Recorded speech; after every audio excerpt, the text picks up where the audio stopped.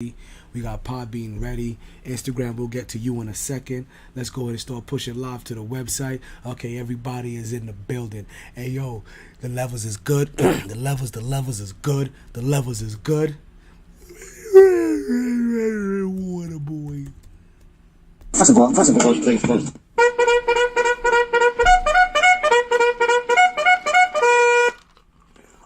Okay. Big man, you want to hear some hot takes? Let's see how woke you are.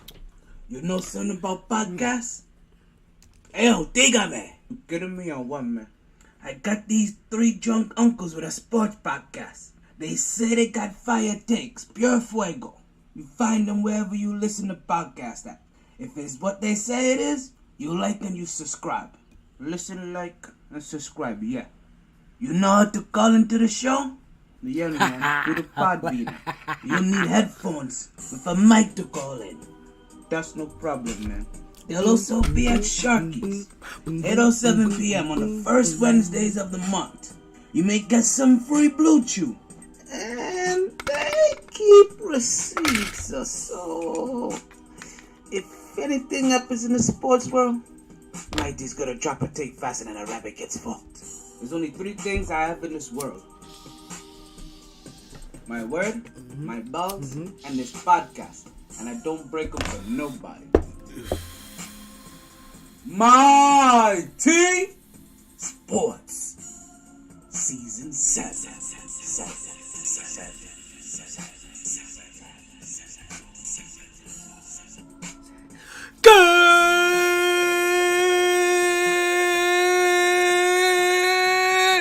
Good evening and welcome back to another edition of the MyT Sports Network. I am your host, the one and only Talento Taylor. I am the voice of the voiceless for today. You know what they call me, the one take wonder, aka the big homie, aka the Brooklyn Buster, aka the motor mouth for the South. I go 100 miles a running without any gun. What's going on, cuz? I see you over there.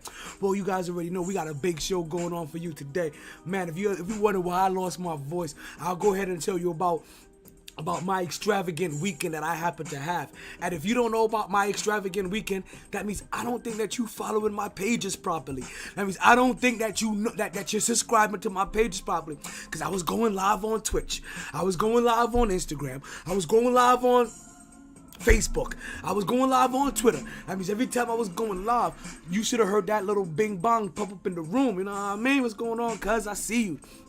Now, you should have heard that little bing bong coming on so that you could have known any time that I was popping on and live streaming the wrestling event that I was at. But listen, before we even get into any wrestling, we got a big show. Like I said, big show. Remember that I am your VA's favorite sports show, and I am also I am also the best damn sports announcer, not named Buffer. I'm just letting you guys know that right now. Go ahead and tell your best friend, because you know she can gossip, right? I am the best damn ring announcer, not named Buffer. But let's go ahead and get it. We got a big show. This is season 7, episode 78, excerpt 411 on the MyT Sports Podcast. It is a Never in Fuego day in the hottest city in the world. We're coming live and direct from Miami, Florida-ish. Right, it is March 21st. They said we had highs of 86, lows of 74. It's been partly cloudy. There's been no rain. We had nothing but sunshine. We got a little bit of red on yesterday. We'll talk about that shit later. And boy, I'm telling you, since the last time we talked, this is the reason why we didn't talk on Friday. I was out there doing wrestling moves. You understand? I was out there getting my big voice on. You understand? Big voice. Right? So that's the reason why we missed it on Friday. And since we've been gone on Friday, it looks like Cleveland leveled up. We got to say rest in peace to a WWE Hall of Famer. We got major NFL news. We talk about major key alert, as the light-skinned homie from down here would say. You know we got a Blue Chew promo code for you. I gotta pull that shit up actually. We got the tea of the weekend. We got the NC2A shenanigans going on. We got Curry being out. We got a killer convicted. Yes, folks, we got a killer convicted. We have all that and more on the podcast for you today. But you know what we say here, regardless of the time. And this is actually as close to actual start time that we started in a while. So regardless of the time. Take that. And regardless of the weather. You play to win the game. Hello? It is always a good time to talk some sports. Let's stir this motherfucker up and get popping. So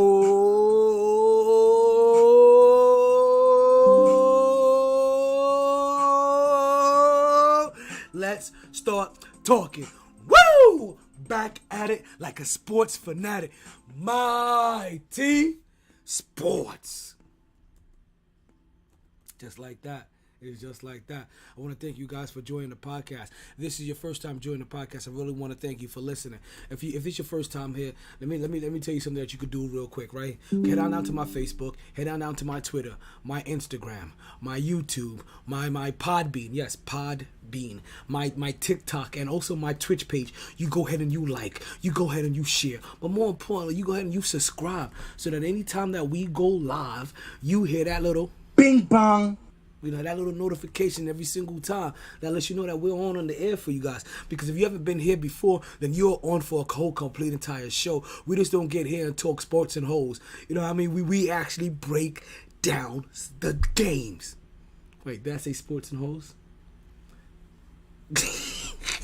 I think I got a little bit of boats and hoes stuck in my head. You guys know that. You guys know that Step Brother skit. I don't even have to remind you guys. But let's go ahead and get right into it. This is your first time here. If this is your first time here, we're going to let you know how we start off every single show. If you've been here before, then you already know how this shit goes. Mondays even have a little bit of more of a special flavor as we get into the tea of the weekend. We're going to see what kind of flavor we're sipping on this day. But before we get into the tea of the weekend and we find your particular flavor, let's go ahead and start with our birthday shout-outs. Like my boy Chill Will likes to say, hey, yo, DJ MyT, drop that beat. Yeah. Yeah. Yeah. Yeah. Oh, almost went in. Okay. I'm about to go in. If this your first time, it's not a hard song to catch on to. You've been here before. Let's go in. Because yeah, it's your birthday. We said it's your birthday. Check it. Yeah, check it. Yeah, because it's your birthday. We sing happy birthday. Check it. Yeah, check it. Yeah. All right, folks. What we like to do here, we like to give a little birthday shout out for everybody that had a birthday since the last time that we was on air. And since the last time that we was on air happened to be all the way to last Thursday, and we got 5 days of birthdays lined up. Now this just could be me, or just could be my Facebook. Well, my Facebook told me I had no birthdays for the 17th and I had no birthdays for the 18th. So it kind of made shit a little bit easy for me, because then I was able to get back on my regular scheduled program. And my regularly scheduled program said I can start with the birthdays on the 19th. What's going on, 6th? Oh, I see my sugars over here watching you guys. I just sit right here. Love that girl. Right? My first birthday I'd like to give a shout out to was the birthday. Hold on, I feel like I'm getting a little bit of kickback there. Hold on. We get somebody to join the room. We got Martin to join the room. My cousin room. I'm gonna go ahead and mute both of y'all. Wait, Yui's was the 17th. I got you. I'll go ahead and pop that up. So for the birthday of the 17th, I want to say happy birthday to my little cuz Yui. Oh shit, that's my little cuz Yui, aka Taz.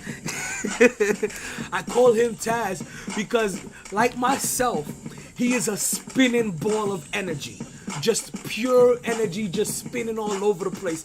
And as you know, when you're a kid, right, everywhere that you spin and everywhere that you touch, it leaves a little trail of disaster, right? I'm along with you. Your toys here, shoes here, clothing here, spilt milk over there. Like the Tasmanian devil used to go rummaging through the forest. You see trees here, we see bushes over there, see some sap over there, a dead bunny somewhere else. Which is that you, Mark? Yeah, that was my cousin. Okay. You see, I can hear you rubbing against your mic.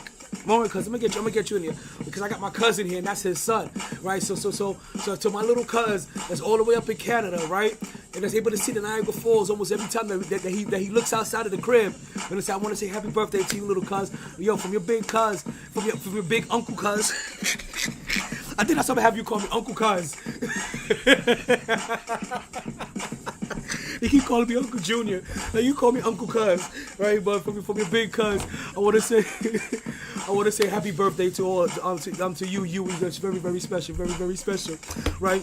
Birthday's on the 19th. I want to say happy birthday to Jose Luis. I then also on the 19th, I want to say happy birthday to my homeboy's wife. I think it was within like the last 6 months they just got married.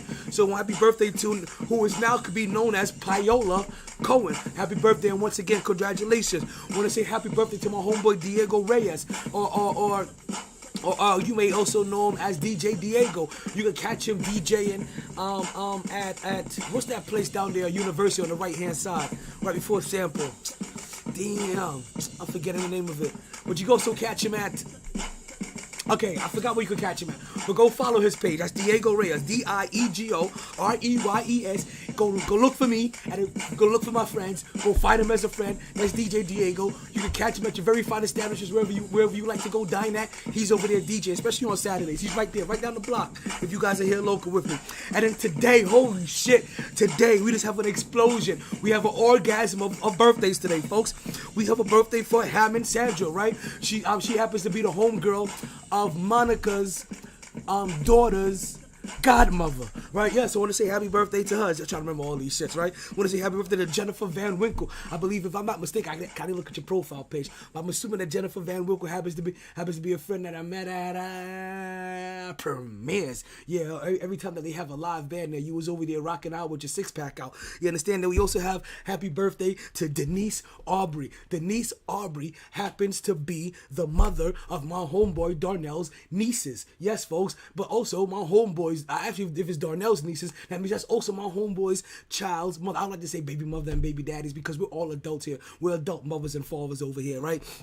So I would like to say happy birthday to Denise, as it happens to be her birthday as well. So go, DJ MyT, go ahead and drop that beat one more time so I can go ahead and close this out properly. I'm gonna take a little sip of my sippy sip while you guys regather yourself.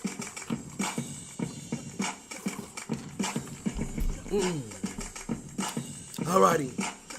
So that's happy birthday to Yui, aka Taz, and Jose, and Paola, and Diego, and to Hammond, and to Jennifer, and to Denise. We want to wish you all a happy birthday. We hope you party hard. We hope you enjoy everything. Hope you regret nothing because it's your motherfucking birthday. You understand? It's my birthday. It's my birthday. But more importantly, we hope you get your weekend at Bernie's on. You let those shoulders go limp, and you continue to stay MyT. And as you guys know, if you know anybody that had a birthday between the 17th and today, go ahead and drop that in the comments, and I will go ahead and give them a special birthday shout out right here on the MyT Sports Podcast. You understand? That's what we do here. Yeah, I had an interview today, right? Hold on, DJ MyT, go ahead and cut that beat. Go ahead and cut that beat. Go ahead and cut that beat, right? So I had an interview today for a regular degular, right? Nothing for the passion, but I took an interview for some regular degular shit. And no doubt, like even in a weird way, I couldn't hide my Brooklyn. Like he asked me, what is it about me that makes me me? And I said, well, just like Biggie used to say, to know me is to love me. Like what I've always done, I've always tried to find a way. You know, I don't have to go into the whole entire spiel I gave him. But what I wanted to let you guys know, that even my Brooklyn came out of my interview. I was like, yo, to know me is to love me. To know me is to love. Okay, wait. Oh shit. I'm sorry. Yui, you're here. Okay, hold on. I gotta run this back. We gotta run this back one more time. I heard my special little cousins actually listening. So, yo, DJ MyT, go ahead and drop that beat. We're gonna sing happy birthday song to them one more time. Yeah, and listen, if you got YouTube, you can watch us on YouTube too. If I know your pops may also have me on Instagram.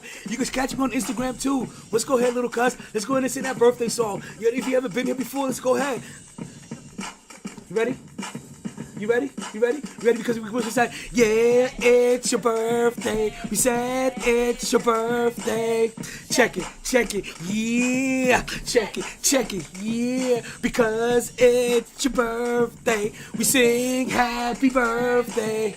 Check it, yeah. Check it, yeah. That's for you, my little cuz, my little homie. Want to say happy birthday to you, aka my little homie Taz. Listen, I hope you're listening to your parents and giving them as little minimum hell that you can. But I know that you're a kid filled with energy, and all you can do is just express your energy the only way that you know how. But I want to say happy birthday to you from your big homie all the way down in the States to over there to you, my little homie up there in Canada. I hope you're enjoying yourself. I hope you ate plenty of cake. I hope you got plenty of gifts. And more importantly, I hope you continue to stay MyT. Love you, little homie. Yeah. Happy Happy birthday, Yui, aka Taz. And hello if the whole family's listening, because it sounds like you home now. It sounds like you home now and everybody's around. I want to say what's up to the whole family. Not Mikey, Yui, Sandra. What's up, fam? How you guys doing up there? I know snow should at least start to be melting by now. I know.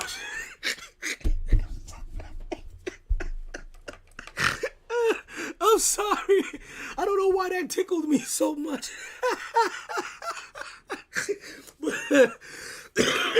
That's why I got no voice now. Serves me right.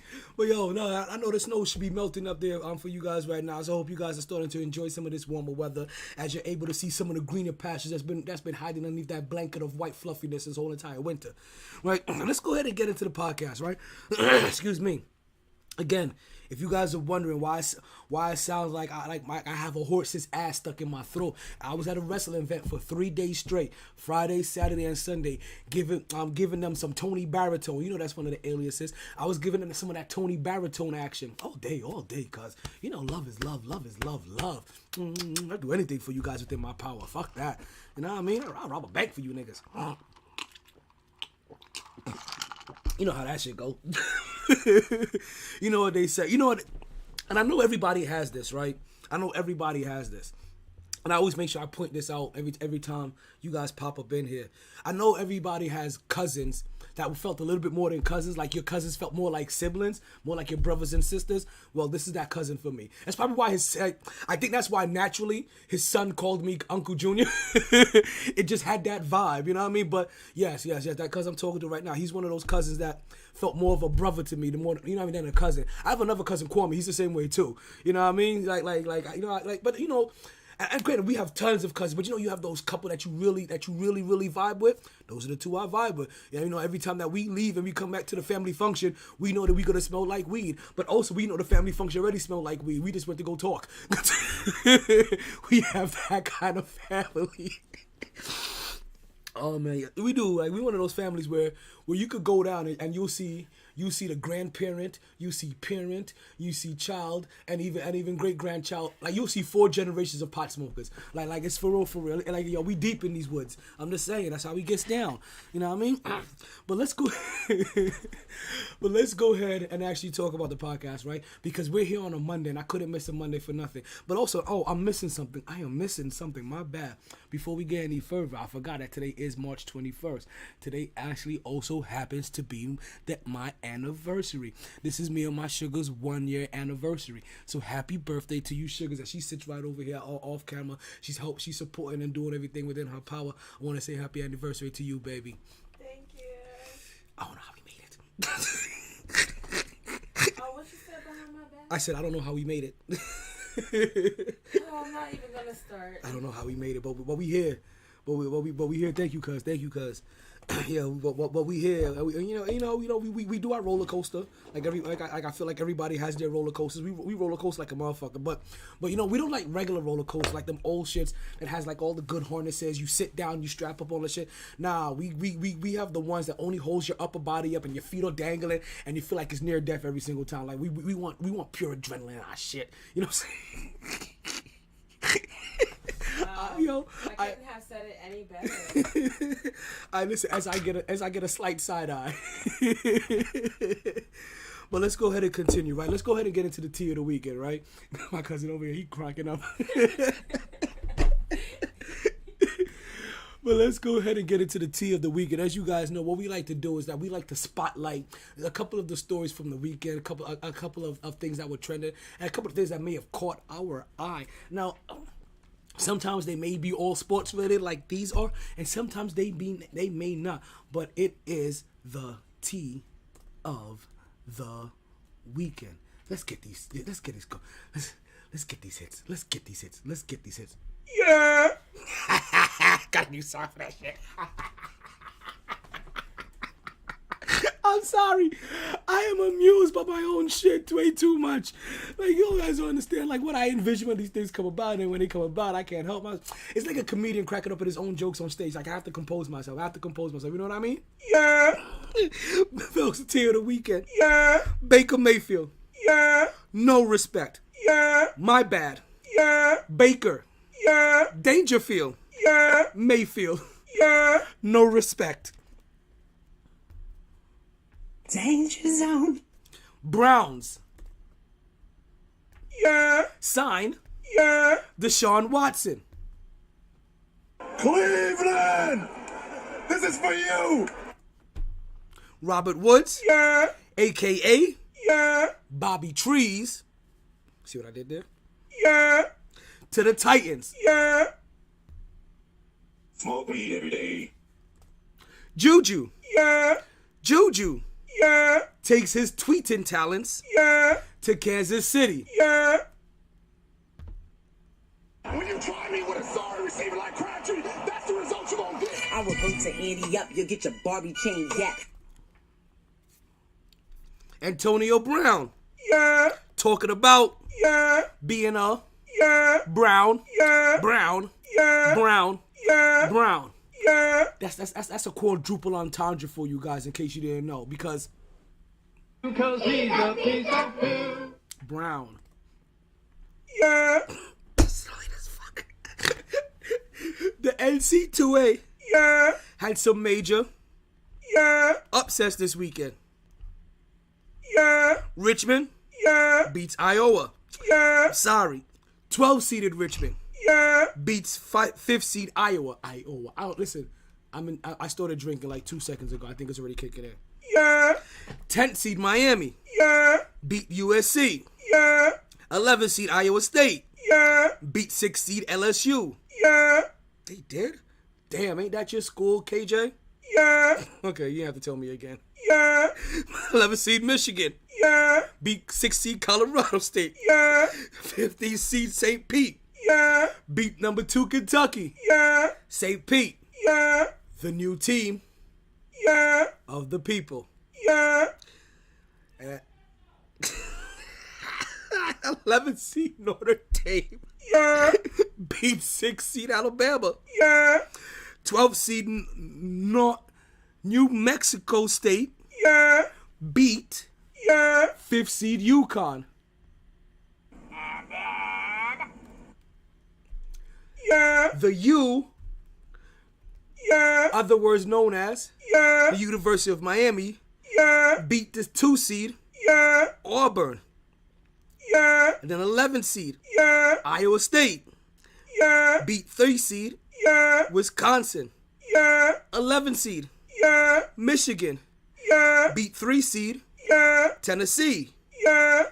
8th seed Yeah. UNC Yeah. beat the number 1 seed Yeah. Baylor. Yeah. 15th seed again, St. Pete coming in the building with their Timbs on. Knocking down boots. You know what I'm saying? Coming into Murray State saying, fuck you. Yeah. Then the NCAA Sweet 16 tournament is setting itself up to be, Yo, that shit was crazy, you know what I mean? rest in peace, Yeah. to Razor Ramon. I don't got no funny quips to that one. Just rest in peace to a great one. Hall of Fame, Razor Ramon. We'll get back to you in a little bit. Yeah. Lorenzo White. Yeah. His killer was caught. Yeah. Yeah, that was a premature year. Yeah. Kyrie Irving. Yeah. Upset. Yeah. Frustrated Yeah. that he Yeah. didn't take the vaccination. Oh, wait. That's not the right one.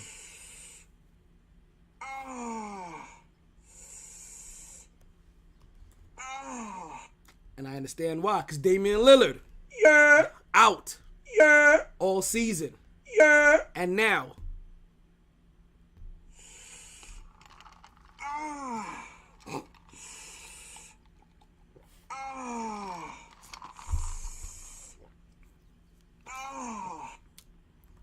and for Kyrie Irving, not taking the vaccination and upset about it, sorry, B. This is what happens. Yeah. Embiid Yeah. is back. Yeah. Harden, Yeah. Hammy, Yeah. they're both out. Yeah. And Don't you regret not coming to the Knicks? Devontae Adams Yeah. to the Raiders. Yeah. 5 years, Yeah. $140 million. Yeah. Everybody's got a prize. And that, folks, Yeah. is Yeah. your tea Yeah. of the weekend. Yeah. Bing bong. It's the new segment that's sweeping the nation. Man, with all that tea that we have, and there's still a whole bunch that we barely even touch. Where do we start? I think we'd be irresponsible, right? If I didn't start directly with Deshaun Watson, right? Or start directly with what's going on in the great state of Ohio. Cleveland! This is for you! On so many different levels. When we spoke last week on Wednesday, period, we knew that the writing was on the wall for Baker Mayfield. Baker Mayfield, when we last spoke, had written a nice little farewell soliloquy as if the team basically told him, yo, we're going after this guy. We're replacing you. It don't matter what you say or what you do. We are done here. Right? And this was after the team decided to go ahead and interview and sit down with Deshaun Watson. Baker Mayfield basically, they said Baker Mayfield wrote his goodbye speech. But then, shit got weird, right? Because we heard words that Deshaun Watson said, I don't want shit to do with Cleveland and your dysfunctional fucking franchise. Fuck you. And Baker Mayfield heard that and he was like, oh, guess what? Not only did I put out a goodbye speech, I am 100% butthurt now that you guys decided to go. Damn it, I need my full charger for this phone. Don't worry about to lose you on Instagram today. Sorry, guys. It's just what it is. Don't worry, you can still catch me on Facebook, Twitter, Twitch, Podbean, YouTube, all live while we're doing the podcast. You're just about to lose the Instagram feed. So Baker Mayfield, he comes back and he comes back after Deshaun Watson says no the first time or the second time. Who knows how many times? I think Deshaun Watson turned him down like 3 times. So after he turned on the second time, he came back and he said, you know what? I want to go. I don't feel respected here. I don't feel like you guys value me. I don't think that you guys understood what I've done for you as a franchise. Like, yeah, I may be somewhere near the top tier of mediocre quarterbacks, right? Because Kirk Cousins is right in the middle. I guess Baker Mayfield maybe is a little bit. Who knows? Right? So Baker Mayfield goes, yo, I want to bounce. Like send me about it because you haven't appreciated me. You haven't appreciated the fact that you guys have been a 1-win team, a 2-win team, a no-win team, a 4-win team. You've been irrelevant for decades. And then I came along. Your pastry chef. You know what I mean? Cooking up wins here and there. All over the place. Popping them in the oven and coming out with touchdowns. You guys forget what I've done for you. Right? So much so to the fact that I even feel this way that you forgot that the only reason why you're able to go after a guy like Deshaun Watson is because you've had at least a solid guy in me to build around. Which is kind of the part that Baker Mayfield disconnects from himself too. When you see an asset, you're supposed to sell high. If this is as high as you think Baker Mayfield's gonna get, then this is that time. But Baker don't see that shit like that. On contraire, mon frere.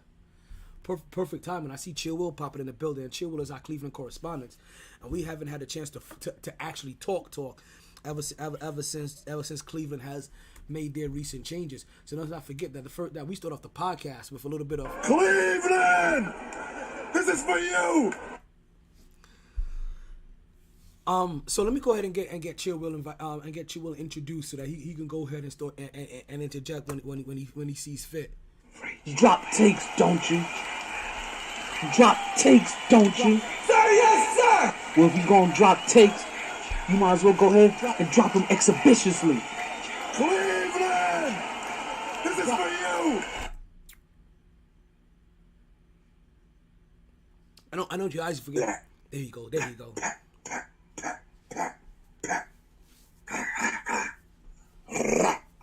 All of that. It's going down. We good. It's going down.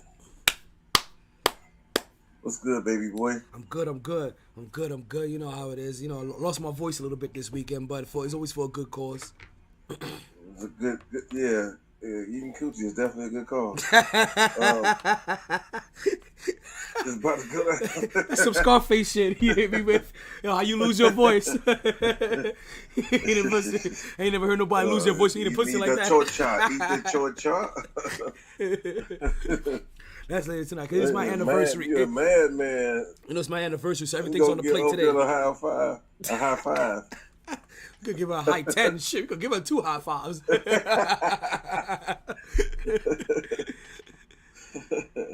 Yeah, man. But this shit, then, man. I'm glad you had fun, man. Nice to hear from you, bro. It's been a little minute. I've been on the Fridays, man. I know you be getting in Friday, but I be at work. So sometimes, shit, if you ever get the notion to get it on about 6, like a little bit earlier, I could definitely hop on. But and those Wednesdays that you be at the what's the name, it's hard to hear sometimes, so I can't get on like that. I understand. Yeah, I'm still working on the Wednesdays. Yeah. But I appreciate it. And then Friday, this past Friday, we weren't on this Friday because I was in Naples. So that's the reason we haven't talked. So the last time we talked was on Wednesday. So we haven't been here since Wednesday. We haven't even been, so that's how crazy. Like, it was like, it's been a minute. Yeah, we've done nothing since Wednesday. So I'm like, there's so much shit to get into. Biggest story still, Deshaun Watson. He gets cleared of his criminal charges. And immediately the Deshaun Watson carousel picks up. The Deshaun Watson rumors start to pick up. We heard everybody in the talk. And the crazy thing about it, almost every team that we heard on the talk has had some kind of quarterback move. If it's still not him, they've had some kind of quarterback move. We heard Atlanta in talks. We heard Indy in talks. We heard Cleveland in talks. We heard who else do we have there? I mentioned Atlanta already. Like I said, we had tons of teams that was technically in the Deshaun Watson talks. And remember when we heard about Cleveland last week, and we saw how Baker Mayfield took it. We were like, damn, he's reacting as if they basically told him. Like first, because I remember it happened in waves.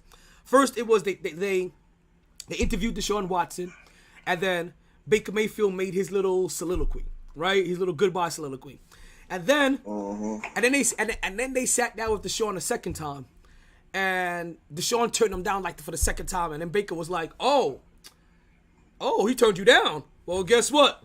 I want outsy, trade me." I'm like, he got into his feet. Now, it's two sides to every coin, right? Like you have to be understanding of like, even though I may come off as an asshole sometimes, doesn't mean I'm not understanding, right? So you have to be understanding to both sides sometimes. I can understand Baker Mayfield getting upset.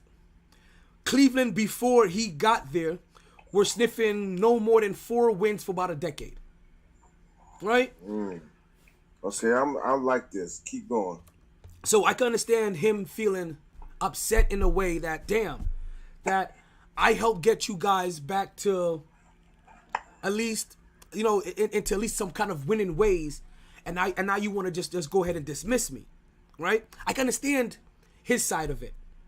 I can understand also the team side of it. Baker Mayfield, yeah, you've helped get us better, but at some point in time, when you get an asset, you have to cash in that asset. When that asset, if I am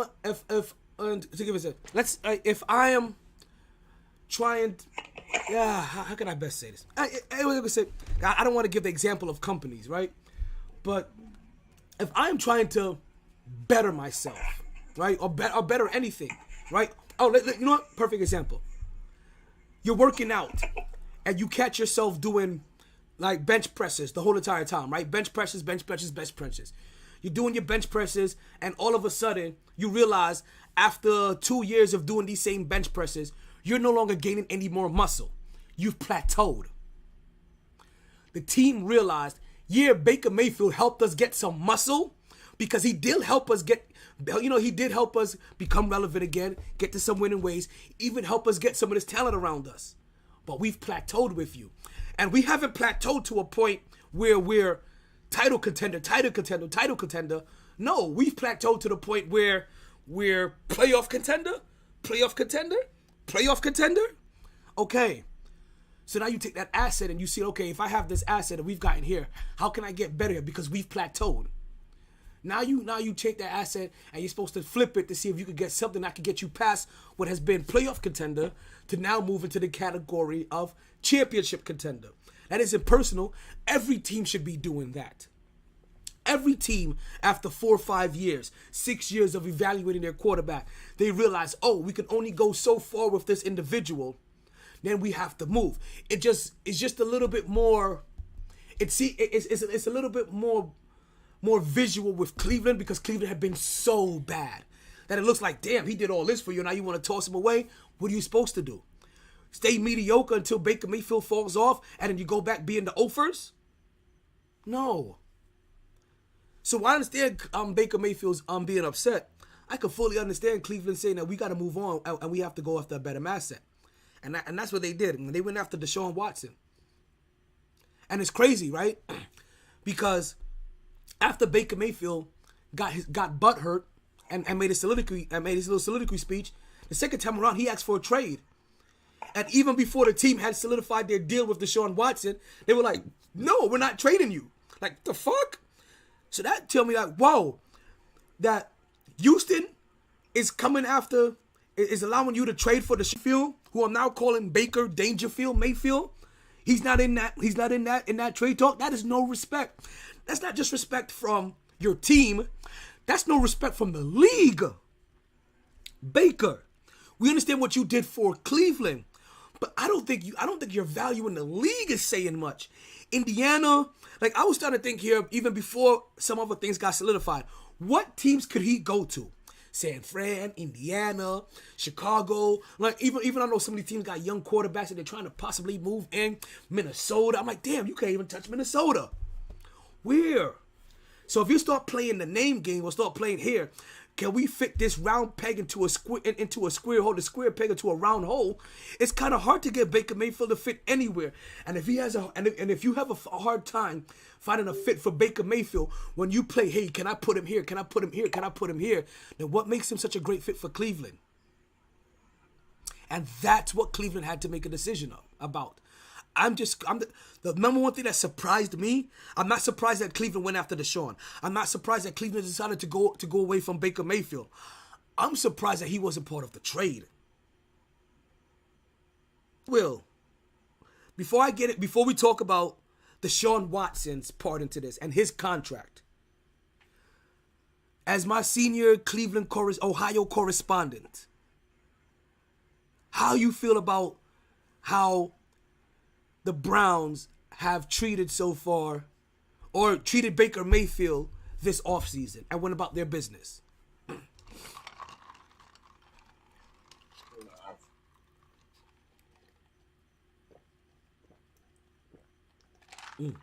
Okay, I got 3 sips. Oh, okay. I can hear you now. Okay. It's a year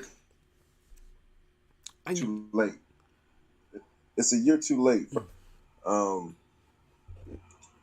Well, you should have got rid of him when Stefanski came in. So I feel like we missed out on a couple people we could have drafted, and I mean, that's fine. And it's just Baker Mayfield.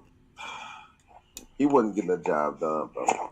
We was winning in spite of him. Anybody who knows this, and so all of that shit that you were saying is really a moot point because he ain't do none of that. What you said he was saying, he was here, but he wasn't the cause of none of that. The coaching was, the running game was him personally. But let me ask you this: find a guy that's not to mess up and hand the ball off. Why am I feel like and throw mediocre game? Okay, Joe. But say it again. No, I'm saying like, but that's how Baker Mayfield probably feels, though. I'm not saying it's like it's a valid point.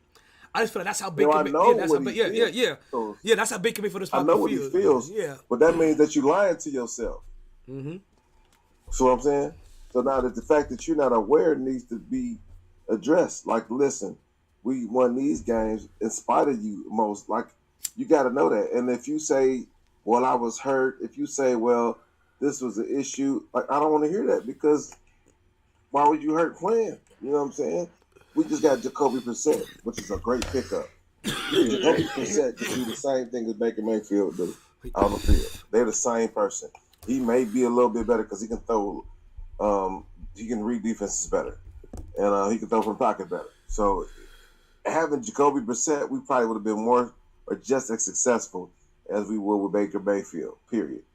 And we're going to have to do that for about probably 6 to 8 games after Deshaun. Well, maybe it wasn't 22 cases, though, but Ben got, 4 games. So Deshaun going to get at least probably 4. If we weren't, maybe 4, 8, might be 12. You never know. Might be 12. Shit. You know what I'm saying? So we're going to have to end up being with Jacoby for a minute. Shit. So fact is that, fast forward, he feels some kind of way. And this is how his MO. Whenever you feel like he goes against you, even with Odell, that's why I kind of got strained with Odell.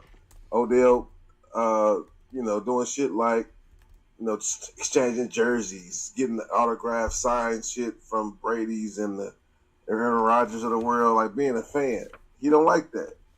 Not right now, like, nigga, come on, like, he ain't like he got a lot of real qualities in him, but he don't back up his play. So it doesn't matter what he do. I don't care how he feels. This is the business. For you to get that butt hurt over that, it's ridiculous. And you should have. I mean, hey, you made the playoffs one year, but that don't mean nothing, because this league is what have you done for me lately, right? So good riddance, and you ain't got to come back. We're gonna lose with or without you, because you suck. So don't make a difference what it was. Don't make a difference. We're gonna be mediocre in this gauntlet of the AFC, and this is historical. People understand how historical this is. This moment, it will probably maybe in the beginning of the NFL when they had like 10 teams, 12 teams, but having this many teams, half the teams probably are capable of, even with the boy from the Jets, he played good last year. Trevor Lawrence, he came along. Listen, you don't got to butter up to me. Chill, Will. You don't got to butter up to me. I know he ain't no good. He ain't no good yet. No, we don't know. We just don't know, bro. We just don't really. Those last 8 games, he balled out lightweight. You know what I'm saying? He balled his ass out. So I paid attention to him because I liked him coming out of college. I thought he was the best out of all of them. But Trevor did too. So we'll see. Actually, you know what? We just don't know. You know what? I'm glad you said that, because I have to remind myself that Kyle Wilson really didn't play any worse or any better. Actually, let me rephrase this. Trevor Lawrence played just about as bad as Kyle Wilson did for the New York Jets. We just don't know about it or really hear about it because this is the true difference of being in Jacksonville, Florida, and being in New York City. Because they both, I remember hearing somebody they both basically did just as good or just as bad, however you want to look at it. They both are kind of similar. Right. You know what I mean? As struggles and interceptions and things like that. Yeah. But you don't hear about Trevor Lawrence being the bust or if he's or don't know if he's not going to be at 1. He's the number 1 pick in the draft, and 2, he's in Jacksonville. And if what goes against Kyle Wilson, you're like, nobody expected you to be drafted as high as you were, and also you're in New York City.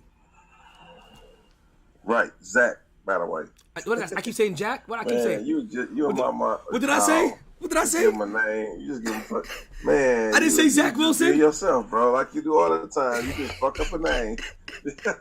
What did I say? Kyle, just gave his motherfucker name. I called him Kyle Wilson. Called him Kyle. Kyle. Fuck is Kyle? Like, who the fuck is Kyle? Who the fuck is Kyle Wilson? Nursing. Who the fuck is nursing? Oh man. Man, you will fuck a name up, bro. Like, just mutilate that bitch. You just disrespectful to you. No. Throw out whatever name you want. I realized something. No. I ended up realizing something, right? And it's 100% a bullshit excuse. But let me still tell it to you anyway. I grew up in New York. I learned this recently, right? As this came about, I grew up in New York, and I grew up listening to the Mad Dog on radio, right? And little did I know that I picked up on some of his bad habits. And one of the and I didn't realize that Mad Dog had this bad habit in his broadcasting because I haven't listened to him in years. You know what I mean? Like he kind of went away. I've only recently listened to him again because he's across from Stephen A. Smith on First Take on Wednesdays. You know what I mean? So me as a New Yorker and growing up with the Mad Dog, we're listening to those two guys debate. Like if you listen to Stephen A. Smith is basically the Black Mad Dog. You know what I mean? In a weird ass way sometimes. Like that's part of the way he pulled his personality from. When we listen to the Mad Dog don't remember people's names either.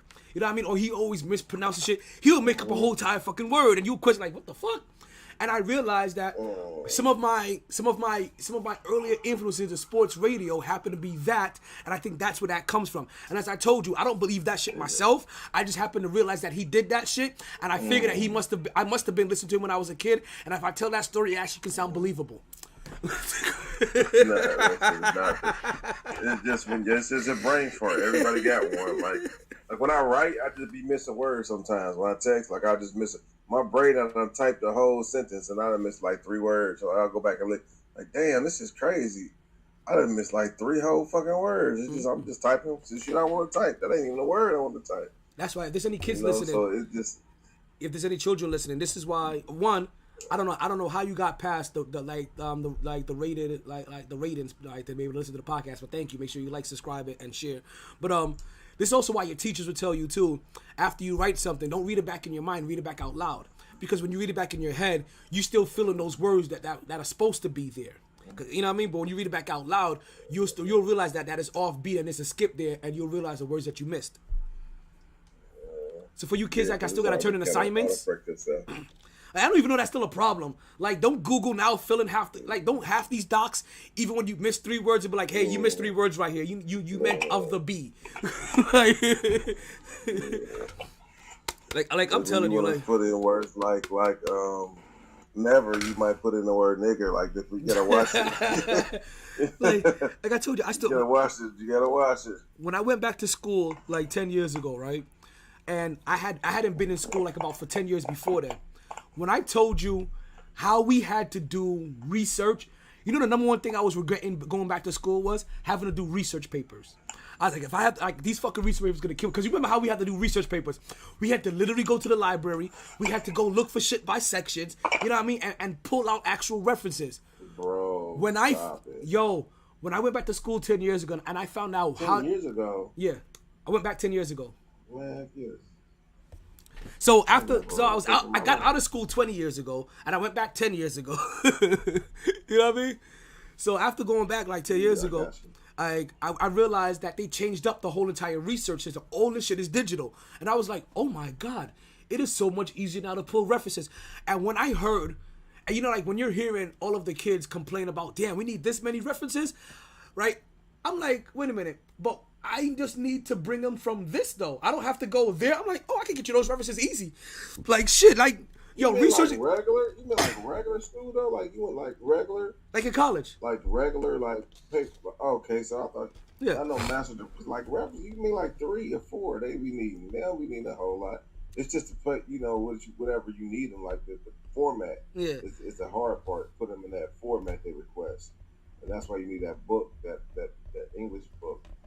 You know what I'm saying? Yeah. Put your references in a certain kind of format, the way you cite them. Yeah, all that too. I was like, when they started telling me how easy shit was, I was like, damn. Like you guys, I heard them complaining about how many references it was. I'm like, you guys don't understand how easy it is right now, like for these references. Like this is about to be a cakewalk. Like I'm about to write half my shit and then get these references. You're right, because you had to get the book, you had to look at the back of the book, and then you had to go flip through that little thing. Like to find a book and a reference, like it was annoying. It was so annoying. It was tedious and it was annoying, and I'm telling you, those kind of research papers really only prepare you to do one thing, and that's be a lawyer. I swear to God, like motherfuckers that are good at that shit, go be a lawyer. I'm telling you right now, if you easily get that shit, go be a lawyer. You'll like that shit. You'll be researching shit every other goddamn fucking day.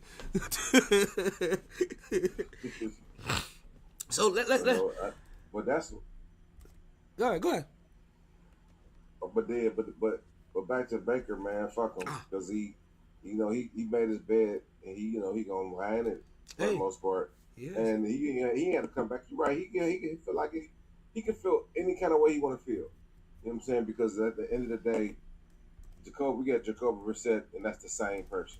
You know what? He's the same guy. So let's continue, right? And let's talk about the middleman, because I ain't gonna talk about the man yet. Let's talk about the middleman, and let's talk about the first year. Actually, you know what? The middleman actually brings us right into the man, because Jacoby Brissett was brought in for a very specific reason. They could have went out there and got any backup quarterback, but now what we're learning that your backup, like you need to have a really good backup quarterback. You can't Blue Mountain State your backup quarterback. Even if you've seen Blue Mountain State, go watch Blue Mountain State. It's a hell of a show. One of my favorite college shows of all time. But especially the Pocket Pussy episode.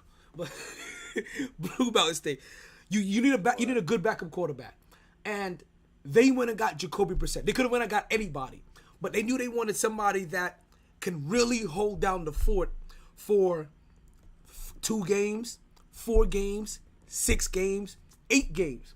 They were like, hey, like you said, we needed somebody that can do what Baker Mayfield does, but cheaper. Much, much, much, much cheaper.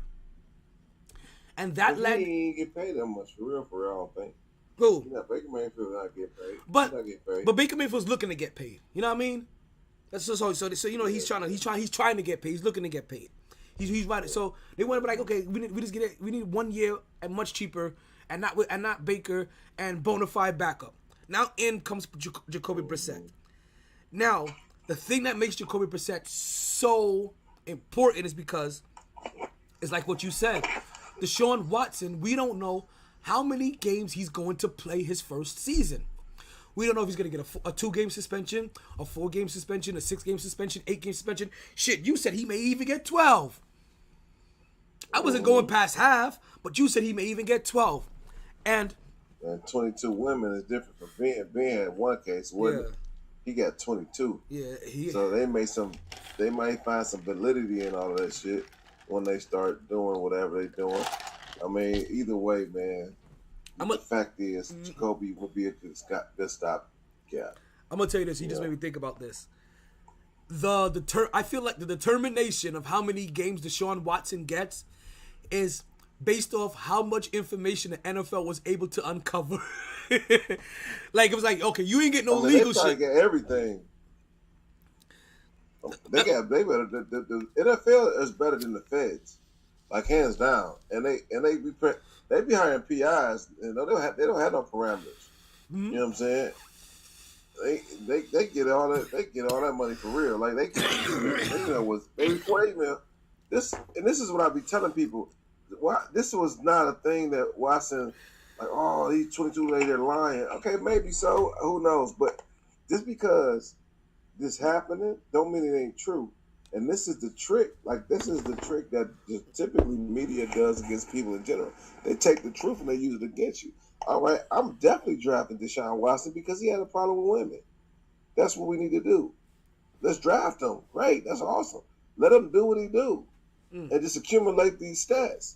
So when your ass try to get traded, nah, buddy, no. Oh, you want to come off this? Here. And so he might have sat there for a year or two, like, nah, I can't do nothing. They got this over my head. You know what I'm saying? And they're like, fuck it, hell, really, they ain't what they got. I mean, I would rather just sit out. I go through the storm, or whatever the case may be. It might be just like that. This is the first time you said this too. The inner works. You've been here since the very first time Deshaun Watson got his allegation. You've came right here on these airways and you've mentioned that. So like, yeah, I know that for sure. Like you've been here on. So they use it against you. It's a good move. Yeah, it's a good chess piece. Like if I can get Aaron Rodgers under my thumb, shit, why not? As an owner, you know how they corrupt. Anyway, you don't get that rich without being corrupt, right? That's true. So they make shrewd moves like that all the time. Like, he got a woman problem. Hey, I get here, we'll keep all this clean. The moment he's like, yo, I want the fuck out, they're like, you know what, we gonna drop this dirt on you if you want out. I'm like, okay, drop it then. Yeah. He keeps it quiet for a good. It keeps it quiet for 1 year. Manziel had a drug problem. They had to know Johnny Manziel had a drug problem. Listen, we knew Johnny Manziel had a drug problem. Right. Like, since you like everybody, like the players, Probably half of them do coke. Listen, his Especially depending on where you come college teammates knew he had a drug problem, which means that his college coaches and his AD and his trainers, they knew he had a coke problem. Like they knew he had a I'm sorry, like they and then Johnny Manziel specifically, because also his family came from a little bit of dough. Like they did their research, they knew. Yeah. I was saying, like, they had to know, but if it's coke, you can kick those habits. You can figure that shit out during the off season. Or you can keep it out of your sucking. You can keep it out of your system. He just was bad. He was because. Well, I'm just saying, like, you can handle that issue, but he just ended up sucking and he wasn't good enough, so they didn't stick with it. It's funny because there's something that the military and sports, sports are kind of dwindling down now on some of the things they test for now. But the military and sports had something in common. One of the many things they had in common, right, was their drug testing, and what came up positive on what. In the like in the NFL or like in the military, a lot of people came up hot for marijuana, and a lot of those individuals used to pop hot for marijuana were usually black people. When we all knew there was a lot of white boys doing cocaine and ecstasy and all kinds of other shit. Now, granted, we didn't realize they were a little bit smarter than us. Even though we were looking at it like, damn, those are drugs. They were smarter than us in the one sense that they were taking 72-hour drugs that are out of your system with water. You know what I mean? So out of your system within 3 days. So that's the reason why you never see a lot of NFL players or a lot of athletes that were white popping up on that drug list, because they were smarter with their drugs. They were taking drugs that came out of their system. Their drug of choice gets out of the system faster. Black and brown people's drug of choice stays in your system for 30 to 90 days. Depending on how much you're doing that shit. So it was always that same. Listen. It's smart and it's stupid at the same time, though. But also it's a system. It's a system built to kind of catch a certain kind of individual. like I said, we could go down a deeper rabbit hole of this, but I don't want to go full. Baseball season hasn't started yet, so I don't want to go full left field, right? But I just wanted to tell you guys, like, I always give you guys comparisons to the military and to athletes and stuff like that. That's another thing that they compare to. I'll give you another one that's a little bit more jokingly, right? I've been telling people lately, if you see somebody that's under 6 feet tall walking like an old retired basketball player, that motherfucker was in the military. Like, cause I don't know if you ever have it when you see those old athletes walk, you be like, man, I see niggas at the VA walking like this all the time. Like, shit, some days I walk like that. So I'm like, I walk like that every morning. For real. So if you see somebody under 6 feet tall walking like an old NBA or old football player, they were probably in the military. That's a good point. Yeah, man, we got Jacoby. I think that's gonna be a decent stopgap, but it's the same player. I don't know what we're gonna send him to. I don't even know if we're gonna get enough compensation. Yeah, I don't know. I hope we can get something. We got a great GM though. I think we got a top 5 GM.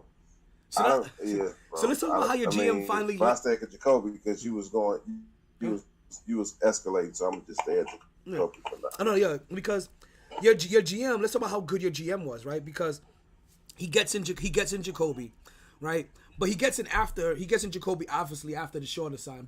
And we know how he's the stopgap. But the third and final maneuver, or maybe the fourth final maneuver, to finally get Deshaun Watson.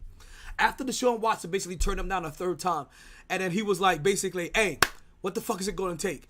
And they were like, $230 million. Okay. And they were like, really? I guess I'm a Brown then. It was like, whoa, but I'm going to be suspended that first year. I'm going to need some reassurance. Well, we got Jacoby Brissett.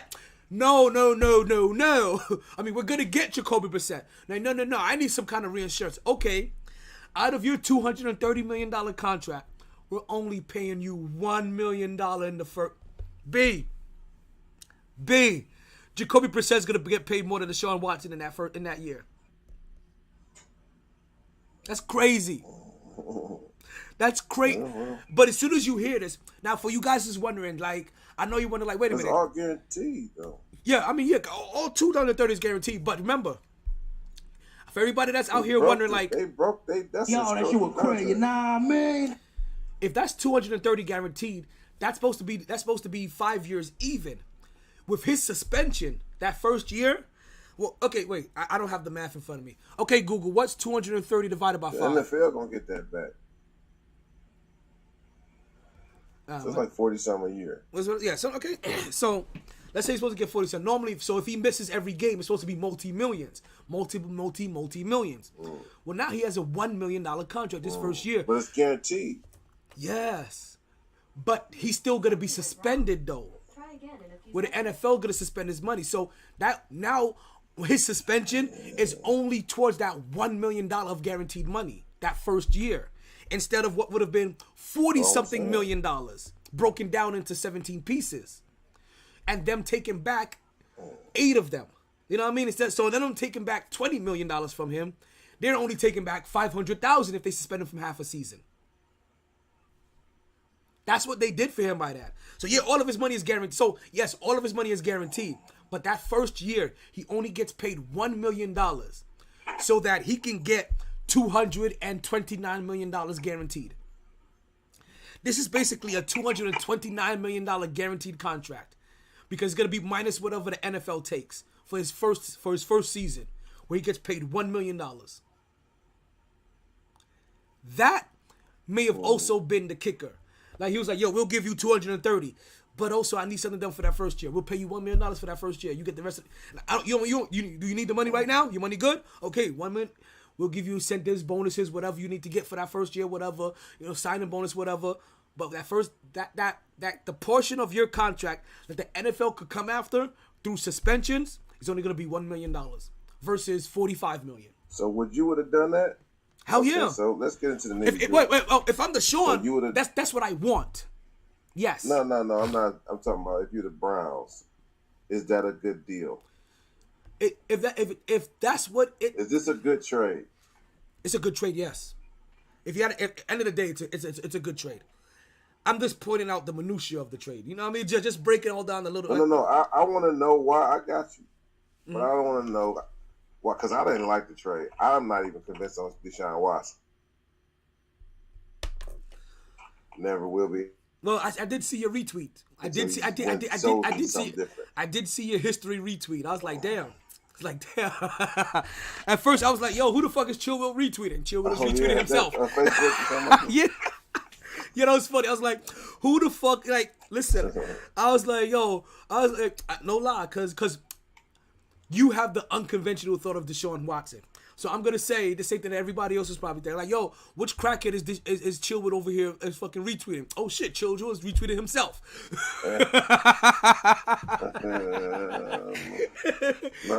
He ain't won nothing. And right now, he's the same as Baker.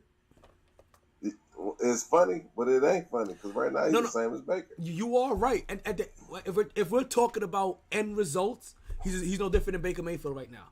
Now, do we all believe that he's a better talent than Baker Mayfield? Yes. Now he has to constantly he has to prove it, and he's have to piece it together. Now, granted, he's about to have as much help as Baker Mayfield did. So, Deshaun, when you get all of this together, we're expecting a 12-win season because Baker Mayfield did 11. And we expect you to go through the playoffs because you understand, like people don't understand. People. But look, hold on, T. This is going to another realm. Go ahead. That I don't know if he can even do that though. I don't even know if he can reasonably expect that because historically, this is unprecedented. How many quarterbacks are in this league that are actually viable and that can win a Super Bowl? It is ridiculous. And at the bottom is like you got the David Carrs of the world, but at the top you got the Tom Brady's. And in the middle is Deshaun Watson somewhere. And it's Joe Burrow. And it's Mahomes. And it's fucking, Stafford. And fucking, it's ridiculous. Talent is ridiculous. This is ridiculous. It's 10 Russell Wilson, Lamar Jackson, I'm missing Justin Herbert. God, yeah, Josh Allen. Bro, that's normally like in the 90s, it was 3 or 4 quarterbacks. Jim Kelly, Traegman, the old Joe Montana. That was it. Yeah. It was It was, then it came Brady, Rodgers, and Ben Shit, Roethlisberger. At you didn't times. even Maybe mention not, Rodgers a while you know, ago. To be honest with you, No. I'm talking about in the 90s. I know, but when you mentioned your list recently, you didn't mention him. I was like, shit. Oh yeah, I didn't. Yeah, you're right. So think about it. How many? See, that's how many you fucking forget. Many forget. Like So I'm writing them down. Aaron. You got Tom. Let's go there. Tom, Aaron, Mahomes, and then then some people say it's Dennis Watson, and which is I think is crazy because after 2 years of being out of football, how do you expect him to be right there? Because at the end of the day, that's why it's going to be long when he come back. If he get it like an 8, 12 game, it's going to be we left in January 2021, then he going to be back in 2023, January around that time. I mean, like, we're going to give or take a couple months. That'd be crazy. Like, a little bit before then, maybe. You know what I'm saying? So that's almost 2 years out being. People was talking about Cap. Whoa. How they didn't want him because he was out of the game so long. Hold on. Did you throw in Carr as one of those names? I said at the bottom. I said at the bottom of that list. Okay, so that means Dak Prescott. So that means Dak Prescott is in there then. Yeah. And that's what I'm saying. So we still don't know about. So hold on. We still don't know about Zach Wilson and Trevor Lawrence. I know they're rookies, so they can literally be legitimate quarterbacks. So let me know who I'm missing. Let me know who I'm missing so far, right? If you think of another, we got Lamar Jackson. Now I get it. Josh Allen. I'm sorry for the top. I go this one. Joe Burrow, Tom Brady. I'm gonna start from the top. Okay. I'm gonna start from the top. Aaron Rodgers, Tom Brady, Aaron Rodgers, Mahomes. Uh-huh. Then you go into Josh Allen, right? And you go to Joe Burrow, Justin Herbert. Mm-hmm. I mean, you can say Deshaun Watson. Then you go Lamar Jackson, and then you go to Matt Stafford, and then you go to you can put David Carr in there. Okay. I feel like I'm missing. I put Josh Allen, Russell Wilson, Prescott, and Prescott. Yeah, there you go. That Prescott, and shit, man. It's like a couple people that I feel like could be in that conversation in 2 years. But there's a couple people that could be out of that conversation in 2 years as well. That's true. I lied Dak Prescott, Lamar Jackson, maybe even Josh Allen. Tom Brady, maybe really in 2 years. Just for retirement. You know what I mean? Right. Like, who really knows how much longer Rodgers or Russell Wilson really has left in them? To be honest with you. Right. So you got that, and then that's crazy. And with the dark horse, hold on. How can we forget the young phenom? The young phenom. Which is kind of disrespectful to the GOAT. Oh, you talking about the guy in New England? The young phenom. Yes. Oh my God. Yes. Okay, so let's say New England. I'm not putting his name. I'm not putting his name in there. But I'll put New England. No. I'm gonna put that down as New England. I'm not writing in his name. I'm writing that down as New England. Like, fuck that. What's his name? Mac Jones? Yeah, Mac Jones. Yeah. Man, that guy balled the fuck out last year. And people talking about all this, but he may be the. Wait, where do we put? He may Joe Burrow. So that's crazy. Is damn it, what's his name? The New Orleans quarterback. Is he above Carr or is he under Carr? Winston? What? Jameis, yeah. He don't qualify. Oh, and then you still got Matt Ryan though. Look, I know you don't like Matt, but Matt going. Listen, Matt Ryan is. I would take him on the Browns. He's better than Baker Mayfield. Listen, Matt Ryan. That's what I thought he was gonna get if we didn't get him. Yeah, because listen, Matt Ryan's also with a good team because he's in Indy, and if he could be competent, that's what I'm saying. Yeah. So, shit. The last time Matt Ryan had a good team like that, he did damage. I'm just saying, he's gonna have a good ass team with a running back, a defense, that he's more than capable to go through a playoff run, especially if a couple people hurt. So this You know isn't what I'm this saying? like It's about to be some shit. this isn't just like the who may make the playoffs. This is like, damn, if these 14 teams are in the playoffs, all 14 of them are viable championship contenders. And it's crazy. How do you get through that gauntlet? Steel sharp and steel. We about to find the best QB probably ever. Brady had a lot of breaks. He had a lot of leeways. It ain't gonna be this in this era. No, the AFC is like the Western Conference on steroids. Like that shit crazy. The NBA Western Conference. Like the old NBA. Remember the old NBA? That's how the AFC is now. I remember it switches. ridiculous. It goes back and forth because I remember early on in my podcast. The NFC was like that. The like this. The NFC was, and I remember my homeboy. He's a Cowboys fan, and he called me bragging. It was like, bruh, the AFC, they're so weak. They have no innovation. Look at it. All of the high flyers, all of the guys that are exciting, they're all in the NFC.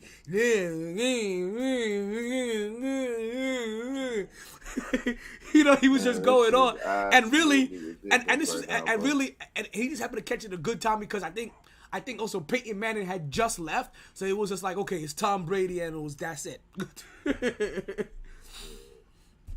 Man, but this shit crazy. Even when Tom Brady leave, he's getting out just in time. There's no way in this era Tom Brady would beat these guys. Like the only reason why maybe not. No, you're right. Maybe not. No. But Tom Brady coming up at the same.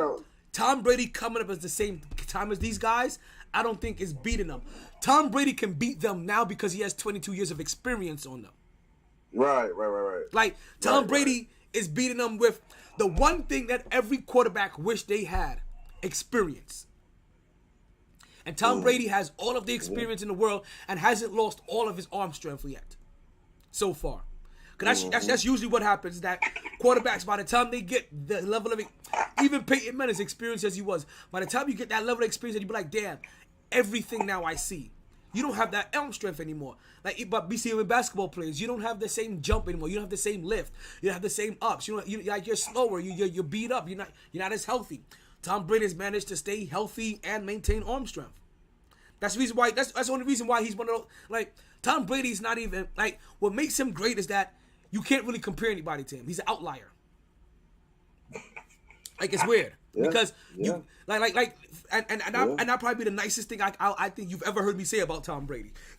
You're right. But that's truly what he is because you can't when you start comparing things about quarterbacks and be like, oh, la la la la la, and then as soon as you be like, oh, Tom Brady, no, you can't use Tom Brady. Tom Brady's a complete outlier. Tom Brady is now outside the box. When we're talking about inside the box of normality, you can't use Tom Brady to compare to anything.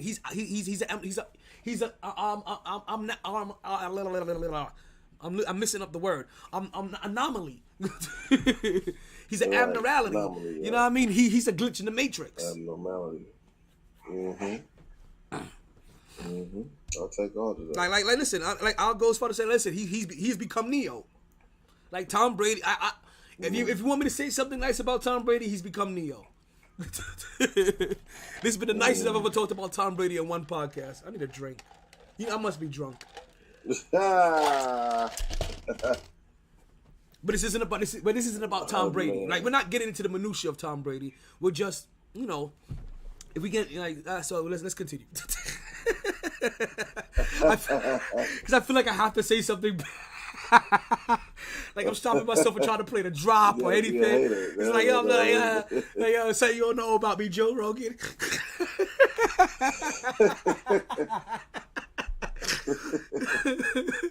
Like I'm fiending to fucking say something. But no, but you're right. Name them quarterbacks for me again. 1, 2, 3, 4, 5, 6, 7. We got 14. I got 14. We got a Tom Brady, Aaron Rodgers, Patrick Mahomes, Joe Burrow, Josh Allen, Justin Herbert, Deshaun Watson. Who else? Okay. I know Mac Jones. I know David Carr. Okay, so I'm trying to rank them. We got I'm trying to rank them. I don't know if you want to. Okay, so I don't know how to rank them, but I don't have them in any specific order. But I got Lamar Jackson. I got Josh Allen. I got it. I got Joe Burrow. Lamar Jackson. I got Tom Brady, Russell Wilson, Aaron Rodgers, Matt Ryan, and then we have New England, Matthew Stafford, Dak Prescott, Derek Carr, Deshaun Watson, Patrick Mahomes, and Justin Herbert. And this whole entire thing was also to point out how is Deshaun Watson going to easily maneuver through the league when he has 13 other quarterbacks that is just as good to have to go through. And there's some young quarterbacks that he still have to worry about, like in Philly. Like, you still have that guy that's doing ridiculous things over there in Philly. Like, he ain't a contender. Jalen Hurts? Yes. I'm like, he may not be a contender, but if you play him on the wrong day, that's an L. Yeah. It's true. That's true. That's what I'm trying to say. Like, I don't know. I'm not putting him in the. I'm not putting. That's what I'm saying. These guys, like, he's not in this category. But you catch him on the right day, he will light your ass the fuck up. And you may look at like, damn, he remind me of me. You know what I mean? So there's young, right. like you said, like the guys that we don't quite know about. You mentioned Zach Wilson. You know what I mean? That you might quite like. I don't want to put him in there, but like I said, you mentioned it. So there's guys that you may not know about. Hey, you come in there sleeping with, you may get caught with your pants down. You may get fucked. Mm-hmm. But I still think it's a better move for Cleveland because, I mean, even if it's not this year, by next year you're probably thinking he'll be back in his football shape and stride, and it's gonna be from year 2 and year 3 that you're probably looking to cash in on the asset of Deshaun Watson. Man, I got 1, 2, 3, 4, 5, 6, 7, 8, 9, 10, 11, 12. Oh, Matt Stafford. You gotta put him right before. And wait a minute. If we're putting Matt Stafford better than Josh Allen? Matthew Stafford better. I would say. Damn, you gonna make me forget about that name. What about Jimmy G? Nah, man. No, Jimmy G's on the outside. No. I'm just wondering. He playing games now. No. I'm just curious. No. I mean, he's at the bottom. But Jimmy, no, because I'm wondering about Jimmy G or Derek Carr. Because I still see Derek Carr here. If Derek Carr's your bottom, like Jimmy G. Like Jimmy G not, nah, B. I don't like Derek Carr, but he's definitely better than Jimmy G, man. He had like the most fourth quarter comebacks out of all quarterbacks in like the last 5 years. Okay. Which you would never think it would be him, but like even then he still throws for 300 yards. Jimmy G gonna give you 200, reliable. Like David Carr come out throw for 300, 400, 500 yards. Any given day, like he's ass, but he's not ass. Like he like Dak. Him and Dak are close. They basically almost the same guy. So then Jimmy G just gets into that category of guys that can beat you if you come in there lackadaisical, because Jimmy G is a guy that puts up W's. Right. Obviously. That's in the regular season, though. Yeah. So. Yeah, but still, like, I mean, you could put him there. I guess. Again, at the bottom. We're just thinking about. No. We could keep him separate. Remember, we're just talking about guys that, if Deshaun Watson has to face against in the regular season, you could take a L. Because remember, you have to get to the playoffs. You have to get to the regular season to get to the playoffs first. You know what I mean? Like, so if you made in the regular season, and you haven't caught to face Jimmy G or Jalen Hurts, because they not in the AFC. Yeah. We just talking about AFC when you talking about Sean. Yeah. So we talking about Mahomes, Burrow, Allen. Still is the most ridiculous. Still ridiculous. Aaron and Tom gonna be gone, so in they prime, Aaron and Tom probably not gonna be there. So it's still Mahomes. It's still Lamar Jackson if he ever learns how to throw. It's still Mac Jones. Damn. It's we got 17. Deshaun Watson. Like we have at least 17 decent quarterbacks. This is epic, man. I'm trying to tell y'all, this is epic. This is never before. They probably started the league with less than 17 teams when every quarterback probably was like viable. People don't understand how epic this shit is. This has never happened in life. And listen, not for nothing. All other talent getting better, but the product is getting shittier. But the talent is increasing, but the product is worse. So they're getting more. This is crazy. And it's crazy that this is actually what you kind of hope eventually, is that as you keep feeding enough things to the pipeline, that the teams that don't have start filling themselves in, and eventually you hope to have 25 great, decent to good quarterbacks in the league. 20, like that's what you hope. That's what you hope for. But the fact that we've already now broken half of the league, that's probably better than NFL could probably even go, because that still keeps you just enough balance that you can be like, damn, what the fuck is going to happen on either side? And still the other half be like, damn, we're still looking for our next big thing. Mm-hmm. So it keeps intriguing your season and still intriguing your off season and still in your draft. NFL's is in a prime position right now. So, how do you... Man, you see you got 17? What? 17, no, 14 in the first category. Okay. And then 3 that you need to get your shit together or they may beat you. And I'm pretty sure we could add a couple more in there because really all I have so far is Jimmy G, Zach Wilson, and the guy in Philly. And I'm pretty sure there's a couple more. I'm pretty sure we could get to like 5. What do we put Baker in there? No, somebody they might get Malik Willis might be that guy. Malik Willis might come in and be that guy, one of those guys. You know what I'm saying? Now, is Baker one of those guys? That you said, do we put who in there? Do we put Baker in no, there? Baker, No. He's not it. He's not in there. He's in him and Jimmy G. That's why I want like Jimmy G got a good program. What about Daniel Jones? He's in a good coaching. Nah. He's not. See, and I feel He's not in I'm telling you, there. I feel buddy. equal about Zach Wilson as I do Daniel Jones. Like you have no clue. I feel equal Oh, about Ryan both. Tannehill. Ryan. Oh my God. How the fuck we forget him? This is Ryan fucking Tannehill. Wow. And he goes in the first Wow. category. Huh? And he goes in the first category. It's like because Because he definitely can beat you. He can definitely beat you. with He that can and with definitely come out that and kill you. team, with that team, they're a bona fide Super Bowl contender. Yeah, So right. now and I don't They be in the AFC. They in the AFC as well. so let's. Oh my God. Shit is crazy. Holy shit. Hold on. Where did Matt Ryan go to? And then Matt Ryan, he went to the Indianapolis Colts. He went to the. That's fucking that's ridiculous. right. Then we got, and then we said Russell Wilson, who's in Denver, and that's Denver AFC.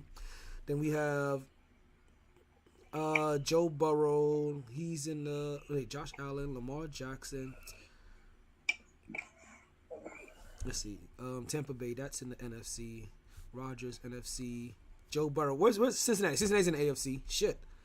New England, AFC. Yeah, in my division. So it's Baltimore, Cleveland, Pittsburgh.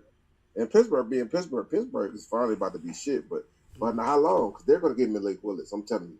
They're going to get Malik Willis. Tomlin was looking at him the whole time. If they get Malik Willis, they're just going to be contending, period. Because they're they're a well-coached team. And the Rams are in the NFC. Rams in the NFC, right? Yeah. Yeah, Rams in the NFC. It's gonna be an easy Dallas schedule NFC. 'cause it's the Rams and it's basically Brady. It's basically Vegas, Brady. I mean, AFC. unless Miami gets somebody cold, it's basically Brady and the Rams. And the Chargers. they're in the going AFC. back to the Rams? Holy shit. 1, 2, 3, 4, 5, 6, 7, 8, 9, 10, 11 of those teams we talked about are in the AFC.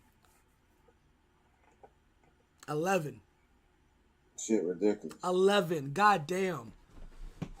So Jets, yeah, you about to have you about to be at the bottom of that poll. Sorry. Like if you're a bad team, it's gonna be really bad for you in the AFC. Yeah, it's gonna be bad, but it's not really because it's gonna be so competitive. It's gonna be weird ass. If you coming out in the AFC and you winning like 12 games, that's gonna be real. Whoever at the top of that probably gonna win the Super Bowl because you done had a gauntlet.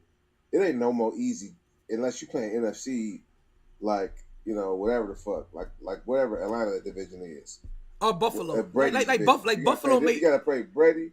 Like you gotta play Brady and that's it. Like everybody else, you got to play the Panthers, Atlanta, and like the Giants. Like that's the worst division. But Tom Brady's in it, so it's a caveat. Yo, What the fuck? there's so much to get into, right? God damn. As we remember Tennessee late, and Tennessee didn't they just get they got a wide receiver recently. Who the fuck did they just sign? Oh, they signed Bobby. They signed Bobby Trees. They signed Robert Woods. So they just added him to their squad to add another receiver over there. Oh, so they gotta get who they did? They got Who Bobby. did? They got Bobby Trees. Who? The Titans. Really? Yeah, they wow, got. Yeah, that's interesting because they let go Julio. that's gonna be lethal. That's gonna be all right. As you talked about 'Cause Robert, Tannehill. he ain't bad, but so that means Odell probably going back to the Rams. Yeah, I mean, after he comes back off of injury, he's probably going to re-sign there. It sounds like it. And then, not only him, Antonio Brown, he's talking about coming to the Cleveland Browns. No, that he was talking about coming to the Cleveland Browns. Not he was. That's a one-way conversation. Don't get it twisted. Don't get it twisted. That's a big-ass difference. He's having It's that a big difference in that. He's having that conversation tweeted that out. with himself and the man in the mirror. Yeah. Yes.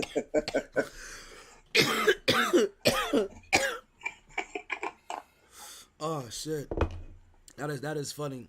No, there's some interesting moves.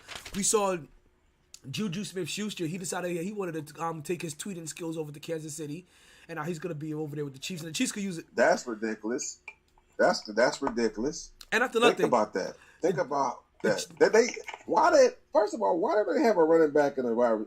Like you think people be running to go play with them? Why wouldn't they go get Leonard Fournette? Like why wouldn't they pick up? Like why would they make a trade for a running back? Like what the fuck? Like he's a good running back. Like they're a team. I feel like they need to go ahead and sign Frank Gore.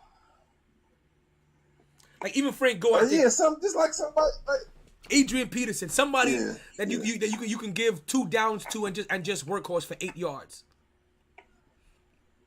You know what I mean? Like seriously. There you go. They really need somebody that is willing to take the ball. Like they need a Derrick Henry. They need a Adrian Peterson. They need a Frank Gore. What I'm trying to say, they need a guy a Chubb. They need a guy that's willing to take the ball and run it down the middle. You gave all this speed. Juju still is viable. It just was being. Juju's still good. Like he's not ass. He's still in his prime. He ain't the greatest, but put him and old boy together with the rest of those little fast motherfuckers. Yeah. And then got Kelsey, and then first of all, I'll never forget when they passed up on Jonathan Taylor. Jonathan Taylor, he was the 3rd running back picked in that draft. I remember they picked that little fast one, that little 5'8" motherfucker that can't stay on the field. Clyde Edwards-Helaire. He's like 5'8". Isn't that something? He's like 5'8", right? Thing. Yeah. And he went to LSU. He had a good game. But I'm like, why would you do that over JT? JT was like Adrian Peterson, Reggie Bush, and like he was like Zeke. He was like Ezekiel Elliott. All those guys. He was every bit as good as them guys, wasn't? And he ran like a 4.40 or some shit. Like what? What are y'all doing? He can't catch. So what? He can learn how to catch. Yeah, they got they got too cute. And Henry learned how to catch. Yeah, they got too cute. Really, y'all don't even need nobody to catch because y'all got 80 million people that could do out of the backfield. What if you want to have somebody to catch out of the backfield, just practice with it. They got a million people. Like, right, you can just practice it with him. Tariq Hill back there. Or practice it with him. Or practice it with him. Right. Thank you. But bottom line is that there's so many ways. Y'all need an actual running back that can milk the clock, that can actually break it. Just take some pressure off Mahomes. Imagine if Mahomes had JT. That shit would be ridiculous. Oh my God. That'd be literally the best quarterback, probably the best running back in the league. Because shit crazy. Because as soon as they go up 3 touchdowns, here comes JT. and he probably already had run hitter. And he probably already had one touchdown leading up to those 3 touchdown lead. Yeah. And that shit would be ridiculous. So they outthunk themselves on that one, but I don't see how they can't get like how do you have so that's what you tell me that Mahomes is a blessing and Andy Reid is still Andy Reid. He's overrated. He's always got glaring holes in his coaching and his placements. Like it just don't make no sense. He got a good offense, but he always had problem with personnel and discipline, and just he have brain farts along the way. I don't know. It's something weird about it. I don't know, but yeah, he's obviously a winner. But Mahomes is a blessing, bro. He is. He definitely is. But yeah. Now, before we go into football, right? I'll continue to go into football, right? Actually, let me take a moment and go ahead and shout out one of our sponsors, right? right? And make sure we always get this one out the way, and give a shout out to Blue Chew, folks. Right? Because we've been going hard on Cleveland, all right, and hard on the NFL move. But let's let you know, people, how you can stay hard in the paint, and that is with Blue Chew. What is Blue Chew? Blue Chew happens to be a little blue pill that can give you back your thrill. All you have to do is open up a pack and head straight to the sack. Just a few chews before you do. This thing has the same active ingredients as Viagra and Cialis, so this is one opportunity that you just can't miss. For a very low cost, you can beat it up like a boss, and she will love how you come through like a champ when you Blue Chew in advance. And if you use this week's promo code of YLRJ, that's Yankee Lima Romeo Juliet, you can get your first order of Blue Chew for free. Yes, folks, that is free. Only thing you have to do is pay for shipping and handling. It's only $5. Take care of your postal worker. Blue Chew has 2 requirements. You chew it, and then you do it. That's it. Bing bong. All right. Let's go on and continue with some of these things that's going on in the NFL, right? So the Browns get Deshaun Watson, which now it makes the move to get damn it, the wide receiver a week before that even better now. What's his name? He got him from Dallas. What was from Dallas? The Dallas wide receiver that you got. Oh, Cooper. Cooper, yeah. Cooper. Yeah, Cooper. Yeah. Yeah. Yeah. So it makes that different because when Coop first got there, Amari Cooper, when Amari Cooper first got there, it was more now about, hey, can you help us prove that this quarterback is the quarterback, kind of like what you did for Dak. Now it's going to be something completely different. It's going to be, hey, can you go back to being a number 1 receiver and help a team win? Nope, because he's an ass too. I don't like him. You don't I like don't have no faith in our. I'm gonna tell you, I don't have no faith in this. I feel like it's about to be a big ass disappointment. Although I don't, and I'm a Browns fan, so that's always gonna be like bottom of my. We had some of the worst luck in history, so so I'm not a Jets fan and Browns fan is probably the same because it's been a while and for a long time. So yeah, it's just I want to see. I want them to do well. I just want them to do well. We got all the tools to have them do well. He ain't never had an offensive line, so we're gonna figure out how this works. If he can do what he can do with the offensive line, if it's all the thought that was it. He just needed the offensive line.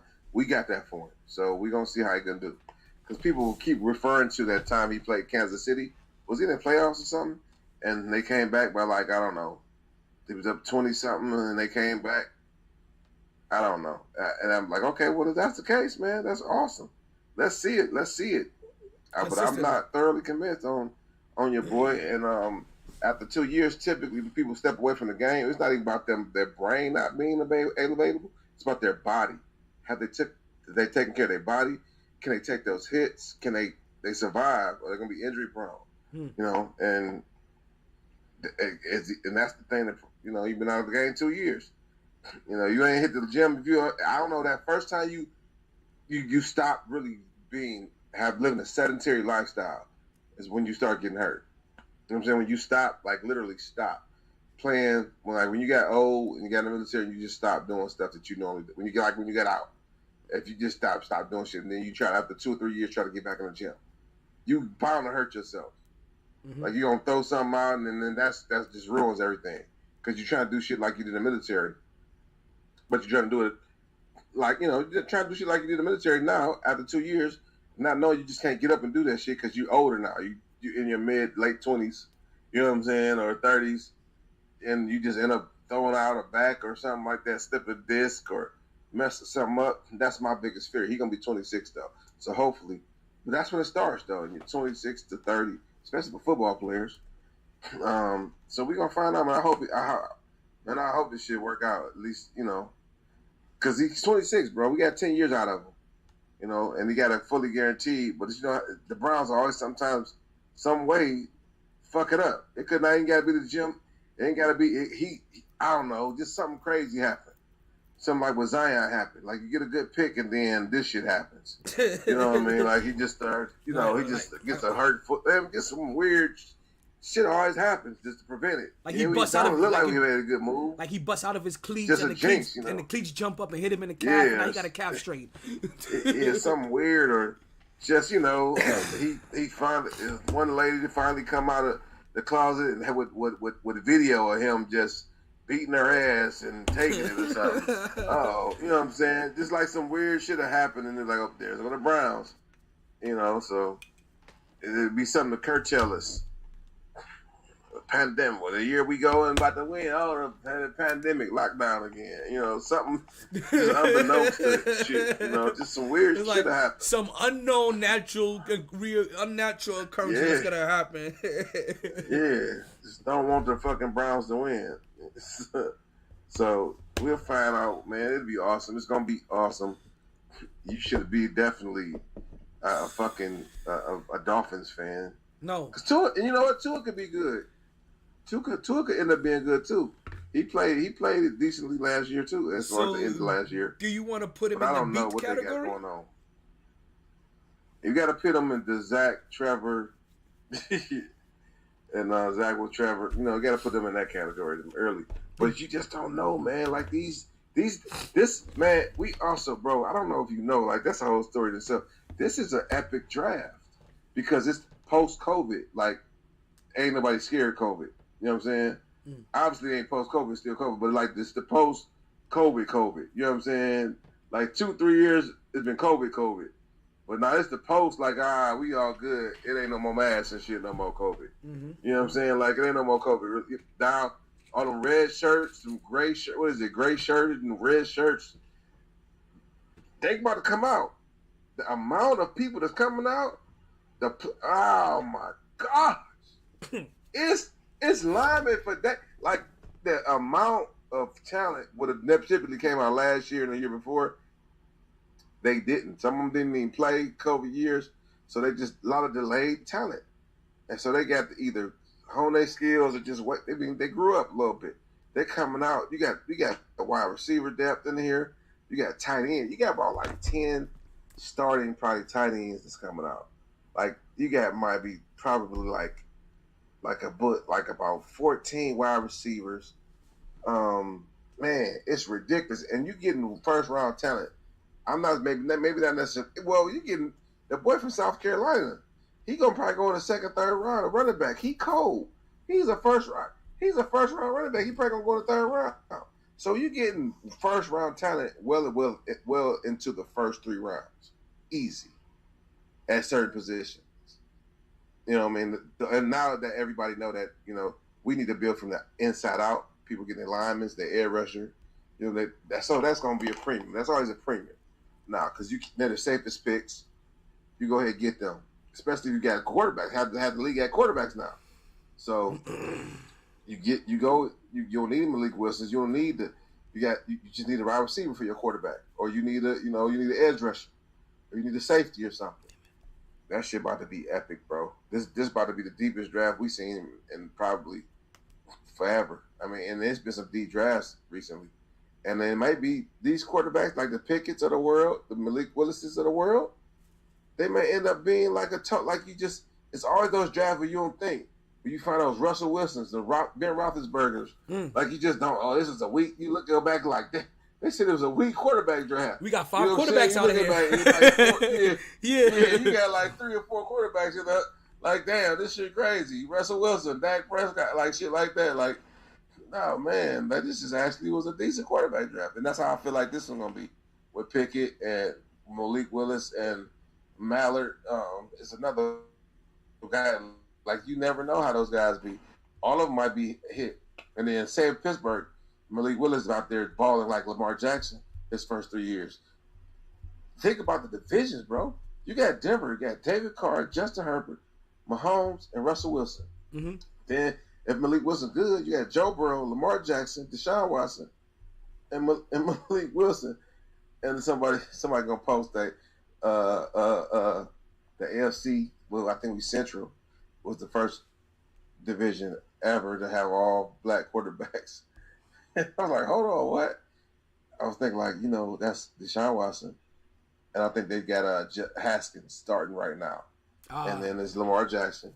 But I get this. Oh, they put that picture of him with the chain on. I was cracking up. That's the funny shit. He is like a dude, but he act like a straight Negro though. I ain't gonna lie.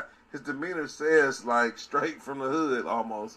He probably ain't because I know where he from, Ohio, Southern Ohio. But that motherfucker cool, man. Was a cool motherfucker. So he like the Bill Clinton the quarterbacks. but yeah, man, that shit we gonna see, man. That's rough though. That's gonna be steel sharper than steel. And if you win the Super Bowl, you gotta really earn it. Health is gonna play a factor. Depth, and coaching is gonna be more than ever. Coaching is gonna be more than ever, bro.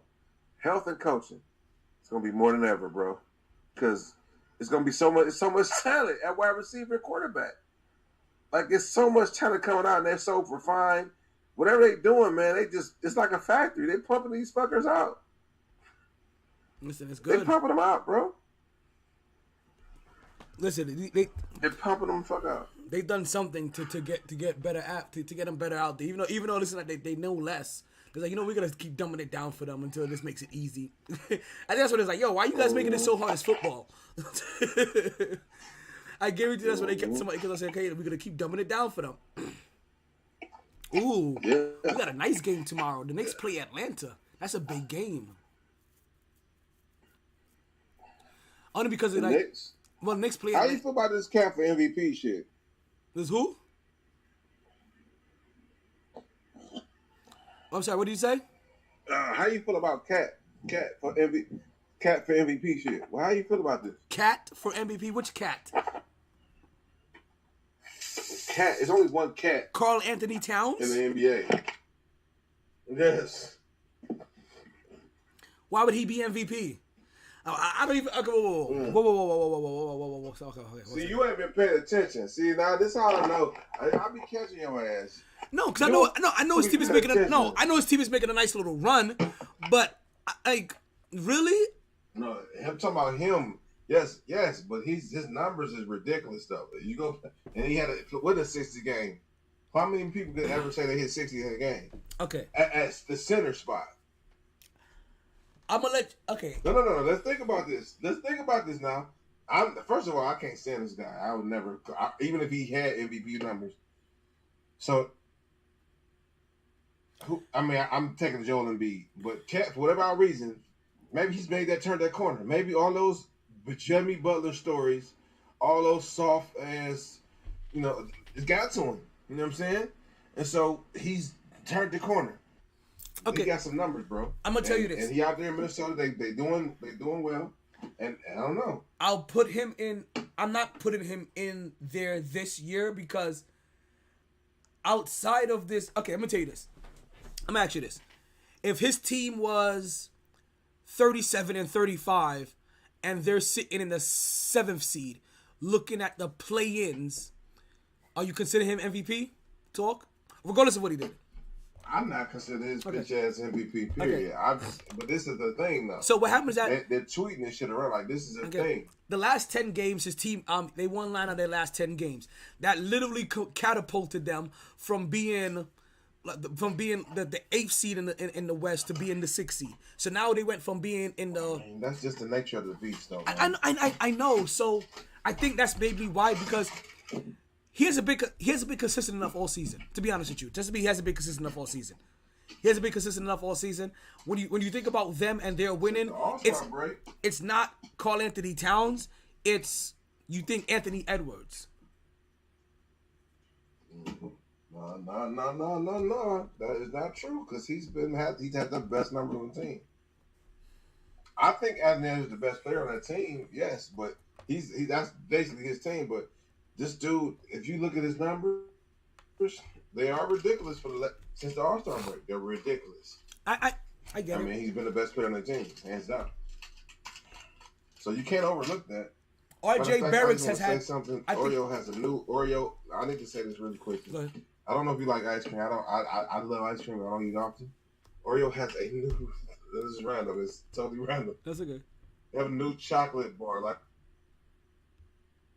it's not like the sandwich, but it's like an actual ice cream, and it looks like it's just a regular chocolate, dark chocolate coating, like you would get on a like Godiva or like a Dove, you know what I'm saying, or whatever fucking what is it? The silver pack Klondike, but it's not. It's like a great lining of like melted Oreo greatness. That's like, man, you just have to fucking see for yourself. This shit is so good though, if you like Oreo. But I had to say that shit. I had to tell somebody, share that with somebody. Because I had one last night. This shit was so good. like Carl Anthony Towns is like, and maybe also I'm. It hasn't been enough consistent winning. So I'm trying to think if I should put him in the talks, right? Overall. The talks, right? Through the years. Yeah. So no, we talking about this year. So, what really the question is, not so much if he should be an MVP, should he be in the MVP talks? And I still don't know how I still don't know. I don't know. I know his team really just kind of snuck into the. He's had decent numbers. They've been on the outside looking in. They've had a couple ups and downs. They've had a nice run. Like RJ Barrett has had a nice run since All-Star break. I'm not trying to put him in for most improved player. You know what I mean? So like, because I'm also trying to think of my. He's a different guy, bro. Yeah, I know. He's learned. I'm trying to think of my. This nigga is. I don't know. He's Jimmy Butler. Like I don't know what Jimmy Butler did to the dude, but he's tired of being bullied. He's that guy that's tired of being bullied, and he's figured out, I'm the biggest guy in class. Have you seen that? You know, like that big young, dude that gets like bullied. Discombobulated. I didn't. Yeah. But then he gets really like one day he just gets pissed off and just hulks fucking out. rips the room apart. Yeah. And everybody like, what the fuck? Like this is how he's acting. Like what happened to Tim and Teddy? You're right. This is what happening, man. He's oh my god. You just made me okay. I don't even click on that. You just made me put on the Minnesota game. LeBron. You just made me put on this Minnesota game. They're gonna be kicking on Dallas. Let me finish out this game. I don't know how to feel about him up to right now. Up to right now, I'm saying that I don't know. But I'm also trying to use it based off the same philosophy I was using for Julius Randle last year. Right? No, fuck that. So no. He's better than Julius Randle. I'm not. I'm trying to. Remember, last year I said that Julius Randle should be in the talks for what he was doing. You get on my nerves. I know what you did. No. You get on my nerves though. So now I hated that. I hated every bit of that. So now I'm trying to figure out, based off those same standards that I had for Julius last year, if I apply them to Carl Anthony Towns, should he still also be in the talks? That's what I'm trying to figure. I'm trying to find out if there's a correlation there. Oh God, I know what you're doing, but I hate the fact. No, I'm not trying to big up Julius in any way. I'm not trying to give Julius. I know what you mean. I know this. I completely understand. But that whole that oh my gosh, it just fucked with my whole thing. I hate it. Your little thing. I really did. I got shit frustrated the shit out of me. And I'm glad we're back. I'm so glad we're back here today. That shit will get under my nerves. That shit get under my skin. That's funny. Oh man. So I'm gonna keep. I don't know how to feel about. To be honest with you, I don't know how to feel about Carl Anthony Towns. Okay. If I can't say yes, then basically the answer's kind of no, right? And that's really what it is. I'm trying to convince myself to say yes. And I haven't convinced myself to say yes on him as of yet. So truly the answer is no. But if he's making noise and if he's making waves, let's see. I'm gonna see. They're at the top of the MVPs. MVP standing. Let's Google MVP standing. But I'm gonna tell you this though. I'm also gonna use. You have a computer, bro. I'm also gonna use your philosophy that you used last year. Like, okay, he may be putting himself in the conversations this year, but to truly be in the conversation, he's got to do this multiple years, because we all see like Julius Randle, he had one good year, and then this year he's a complete shit. Like he basically balled for the check. And I'm glad you realized that. I'm glad you realized that. NBA MVP standings. MVP race. Here we go. Ladder odds. He might not even be in it. I know Joel Embiid. They're gonna put LeBron there, but like since the All-Star break, I guess I would say that. Okay, so for right now, let's see. This was updated recently. Updated today at 4:06. So they have. Okay. I'm gonna start from the bottom. So, okay, at the bottom, at number. Wait, damn, that was number 1. Wait, damn. Okay, I did start at the bottom. I kind of still made my way up to the top. Okay, so the 3 top right now. At number 3 is Giannis. Number 2 is Joel Embiid, and number 1 is Nikola Jokic. Okay. Now let's see if they give us. This is awesome. Let's see if they able to give us more on here and get more out of this race. Or I may have to go somewhere else and see who got something a little bit more extensive than just the top. Okay. So Luka Doncic throws back into the top 5. Whatever. So Nikola Jokic. Okay, so it did open up some more. So yeah, I'll wait for this pull up.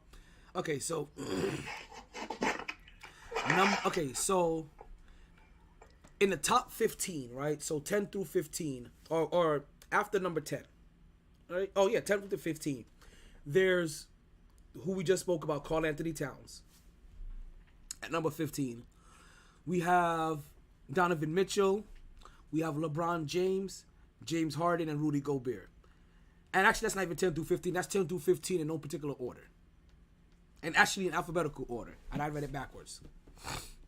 10 through 6, we have Kevin Durant, Devin Booker, DeMar DeRozan, Stephen Curry, and Jason Tatum. And then top 5 is Luka, who he's playing tonight, so we'll see. Ja Morant in number 4, which I'm glad to see Ja Morant's name up here. And his is the first name that's behind Giannis, Joel Embiid, and Luka, because Ja Morant comes in at number 4. So there goes that's everybody who is here, and it looks like that's awesome, man. And it looks like Ja Morant has been the number 4 for a while. Luka Doncic jumped up from last week from number 7 to number 5. Let's see, Jason Tatum stayed at number 6. Stephen Curry, he jumped up from 8 to 7. DeMar DeRozan fell from 5 to 7. Devin Booker remained the same at number 9. Kevin Durant wasn't ranked last week, and he got to the number 10 spot.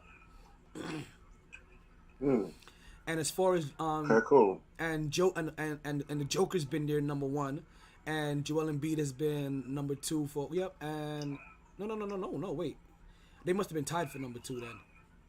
Oh, okay, yeah. So Joel Embiid and Giannis was tied for number 2. Chatted in the conversation. Because there's a lot of like tweets and shit comparing him to Jokic. And just not a comparison. Well, and the thing about Jokic, when you watch Jokic, right? But it's just the All-Star break, though. It's just the All-Star break. And when you watch Jokic, right, it's one of those things that you may not you have to really watch his game, and it's odd because Jokic, when you look at Jokic, he's one of those advanced stats people, right? He's really one of those advanced stats people. And granted, his numbers are 26 points, 13 rebounds, and 8 assists a game. That's still ridiculous regardless. Like, that's ridiculous regardless, right? Yeah. Let's not get that twisted. I'm about to say, I disagree. Like, I know what you mean, but the way he runs that offense from the center spot. He does too. Yeah, he does. He'd be perfect for the triangle. Yes. Oh my God. Yeah. Actually, you know what's funny? When I watch him play, it looks like he runs the triangle. But he's not. And that's the crazy part about it. Like, he plays that Dennis Rodman. He plays the Dennis Rodman role in the triangle. Him and Kobe. You know what? Him and Kobe. You know what's funny? Now you say that, because you know what? Because as soon as you said Phil Jackson would be the perfect coach for this team. Mm-hmm. This is the team Phil Jackson needs to coach. a The team. triangle offense was made to be based around a center like him. And Fielding never even had a center like him. If he'd had a center like him, oh my God. It would have been ridiculous. Because he did it with Dennis Rodman. He did it with Dennis Rodman. Dennis Rodman couldn't score. And then he did it with Shaq. No, he did it with Luke Longley. Bill Wennington. But also, Dennis Rodman ran a lot of those plays too. From the forward I'm position. just saying, look who he did it with. And Luke That Longley. was losing Luke. They was losing Bill. And who was Bill Cartwright? Bill Wennington. They wasn't using the Robin. They were using the big motherfuckers. They was coming to that free throw line. Throwing it to that, and then they were going off of that. Like that. Man, bro. Phil would have a ball with that. He would. I think Phil would love. He'd be finding Actually, and then for the point guard center. Not for nothing. If he was athletic, bro, he's the best player in the league. From Joel Embiid to the Joker, right? And probably a lot of these new waves of centers coming in the game. That's awesome. Phil Jackson will have a field day with them. Like Phil Jackson Evan Mobley too. Evan Mobley, he's a man, motherfucker's a point guard. I think even Giannis. I think he man. could even help Giannis in a way. Like he would have a field day with these big men. With some of these skilled big men, he would have a field day with them. I don't know why he's not coaching. I don't know whether he feel like he's too old. Well, a little bit he's too old, and that Maybe he is. and that New York Knicks shit ruined his reputation because he was trying to force. Nah, it didn't. It That took was a coach though. as a coach. No, not as a coach. Not as a coach. As a GM, But- he's shitty, but that's typical. But as a Players GM, that try to do both, they're not good. Larry Bird was the only exception. remember, as a GM though, And Jerry West. as a GM, he kept on forcing the Knicks to play a triangle offense. And as a GM, he was basically he was brought there as a GM to teach the triangle. And he kept on trying to force the triangle offense onto Camille and them when they were better off when the whole entire league at that time had kind of went pick and roll. And basically they made his whole entire style look antiquated. And that's what kind of what happened. Even from a GM position, they made his style look antiquated. Because they kept on trying to force it. But he would do great with people now. And people don't even realize it. That all that movement that you see with the Golden State Warriors, that's a form of the triangle. That's why Draymond does so well as their quarterback. Because he actually understands. He's actually a smart basketball player. Understands like that understands movement and where people are. And then also he learns his players' sweet spots. He get that sixth sense for them. And people don't understand like that sixth sense for either in basketball or football. That shit is fucking beautiful. That's chemistry, yeah. It's chemistry. Yeah. It's chemistry. Yeah. Which is awesome. You're right. And that's what Golden State has. And they're not ego driven. I don't care who takes it out. Even the best player on there is not ego driven. Mm-hmm. But you got capable people as well. So it's either me taking a shot or Clay taking a shot. Or if we got an assassin like, another, whatever type of assassin. If you got a Steven Jackson on the team, we got them. But I'm willing to make that pass. Typically, I don't need to though. Matter of fact, they want me to take the shot. Out of everybody want to take the shot, they want me to take it anyway. So I'm gonna do it because they want me to do it. So, and then I'm gonna just hit that bitch too. So, only thing with Curry, man, without that movement, he just stuck. Like he's not the best isolate. I mean, he's great on isolation, but he's not like Kyrie. You know what I'm saying, or Durant. That's the only thing. But other than that, he's amazing. We have to disagree on him on isolation. Like I think he does good on ISO. He's not Kyrie. What I'm saying, he's not. I say he's great, but he's not Kyrie or Durant. He's not Lillard. He's not that guy. Not on isolation. Hell no. Now when Kevin Love can lock you up and do you up in open court, you're not those guys. Period. No. Yeah, because Kyrie Irving will put Kevin Love in a blender. Yeah, it's not a question. Not even the question. Like it's Kyrie. He put anybody in the blender. Like Jimmy Butler on Curry. He just got to get a good. The only way he can get a shot off, he just got to go in. Like, you just got to make the most difficult shot you ever seen, which he can do. That's his thing. He's the creator making a hand in your face, even getting fouled. As long as you ain't blocking it, I can make it. I don't even need to see the rim. Like, perfect defense, bop. You know what I'm saying? He can do that, but he got all the skills of dribbling. He, you don't get him wrong, but actually, like, if a good defender gonna just let him do what he gonna do, like all that crazy shit, like whatever. That's not gonna work. You ain't doing nothing but coming to the right spot, back to the same spot. But that quick ass release is what I'm gonna have to work out. That I have to deal with. So if I put the pressure on you, you know, like a Tony Allen, I see people lock his ass up all the time, but he caught him for that pick. But you watch, if you ever watch, they come and they give him that pick. Sometimes they give him a double pick, so he can take a left or right. And then now that's all he really needs, that little slight, you know, maroon. And then that's bow. That's what makes him unstoppable. But if it's just one-on-one, they're not leaving him out there on the island. They're never going to not give him a pick. I'm telling you, unless it's just somebody that can't guard him. Because you got people out there that just can't guard him, yeah, of course. But if it's a Jimmy Butler or if it's a Tony Allen, no, they coming to help him. They helping him. But Tony Allen is special. Tony Allen is special. Yeah, he was special. Like, come on now. Yeah. Like, Tony Allen had Kevin Durant looking like he was 5'7". Man, he had LeBron look at him. Listen. He met this nigga LeBron at the half court. He ran up to him, took his cookies, and just, like, he was a dog, like, turning around and talking shit. Like I said, damn, man, it's crazy. Like I said, Tony Allen was special. Rondo was like that too in his prime. Tony Allen was special. Rondo locked him up. And they were on the same team at one point. Tony Allen was special. Yeah. Like I said, you ought never forget, Kevin Durant is 6'11". Tony Allen listed maybe 6'5", 6'4", 6'3", and he couldn't post him up for shit. He tried to post him up, he couldn't mud. I was like, yo, and then when you try to shoot over him, you couldn't shoot over him. I was like, yo, Kev, special, bro. Kev, really, Kev? Like he had, Tony Allen, man. He had Kevin Durant. Favorite player's favorite player. Yeah, he had Kevin Durant looking like Kevin Hart. Like, like that's how bad that post attempt was.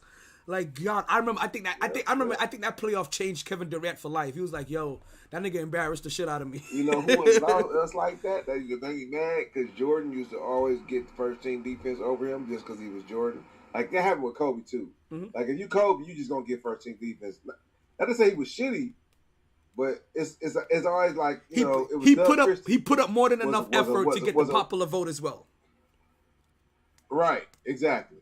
Because Doug Christie was a way better defender than Kobe, like hands down. Yeah, and he never got like Kobe would always get first team over him. Like, how did this happen? Because he's Kobe, right? Kobe wasn't a bad defender. He was a great at one point, but he wasn't like a lockdown defender. You know what I'm saying? He was never locked down. Doug Christie was locked down. And I feel like at one point Doug Christie was averaging like 18 points a game or whatever, like over there, like and playing lockdown defense. Listen, I know about Doug Christie. He used to be a New York Knick. We lost him because of Pat Riley because Pat Riley didn't like playing. Tony Allen used to be too though, so you know this. Yeah, he used to not. He didn't like playing young guys, so we lost. And that year we could have used a guy like him. We could have used a perfect guy like him that can shoot threes, that can play defense. Like he had basically. You know what ended up happening? Man. Because of him being in New York and him trying to work so hard to get a roster spot and knowing what you had to do to earn a roster spot in New York, he had all those intangibles that you needed. He just didn't make that roster. Yeah, it's kind of like how he'll lump you up. Yeah, he was a light skin, dark skin, and it's only a couple of them out there. Matt Barnes is one. Matt Barnes is definitely like one. Light skin, dark skin. He's one of those guys. Be like, yo, he knows judo. Yeah, you don't know if he got a gun. You don't know if he got a knife, but yo, he gonna fuck you up. Don't fuck with him. You up. Like he left. Who was that? Was that Rick Fox? He lumped up. Rick Fox went all the way over there to the other side to get lumped up. Oh my God! Rick Fox wasn't Rick Fox because Rick Fox was because Rick Fox was the opposite of that. Yes, he was a light skin. Yeah, he was like, yo, Jerry curls. I left the NBA to go into Yeah. acting. He was a fight. He went around. He's so mad. He tried to go over there. Chris, they stopped him. Then he went all the way to the other side of the arena, go through the other side Bing, to bing. try to get back, to come back around to get him, and he got lumped up. He went over there to get lumped up, man. That's a light skin trying to play dark skin, messing with the wrong light skin, dark skin. That's crazy. For real. And But yeah, man. Bobby Fields, though, was what I was thinking of. He used to be like that. yes, Jordan took yes, a lot of. yes. Bobby Fields was so locked down, and it was just ridiculous. But Jordan was Jordan, so wasn't gonna take that spot from Jordan. But you will. We're gonna go ahead and end the podcast. The Monday edition is only a 2-hour podcast Yes, that sir. we're doing today. I want to thank you for Right. I want to thank you for joining me. I want to thank everybody for joining the Mighty Sports Podcast. Hope everybody continues to catch a wave that never subsides. Enjoy yourself. You stay healthy out there. Hey, yo, DJ MyT, play my outro so I can stop rambling. Sorry, B. I tried. Drop that curtain. Honest. Raise the curtain. All the bandwidth in the world couldn't keep me contained. No lag, no lag. Gonna share my talents with Podbean Live. Always knew I'd take the pod there. Just a lot later than a lot of listeners thought. Last of the real gabbers. Well, maybe not the last. Munchkin got good mic skills. New, improved MyT podcaster. Potting down now. Last call for drinks. Bars closing. Sun's out. Heard the casino got a buffet breakfast. Don't want to go far. Wild night. Tired, B. Tired. MyT Sports.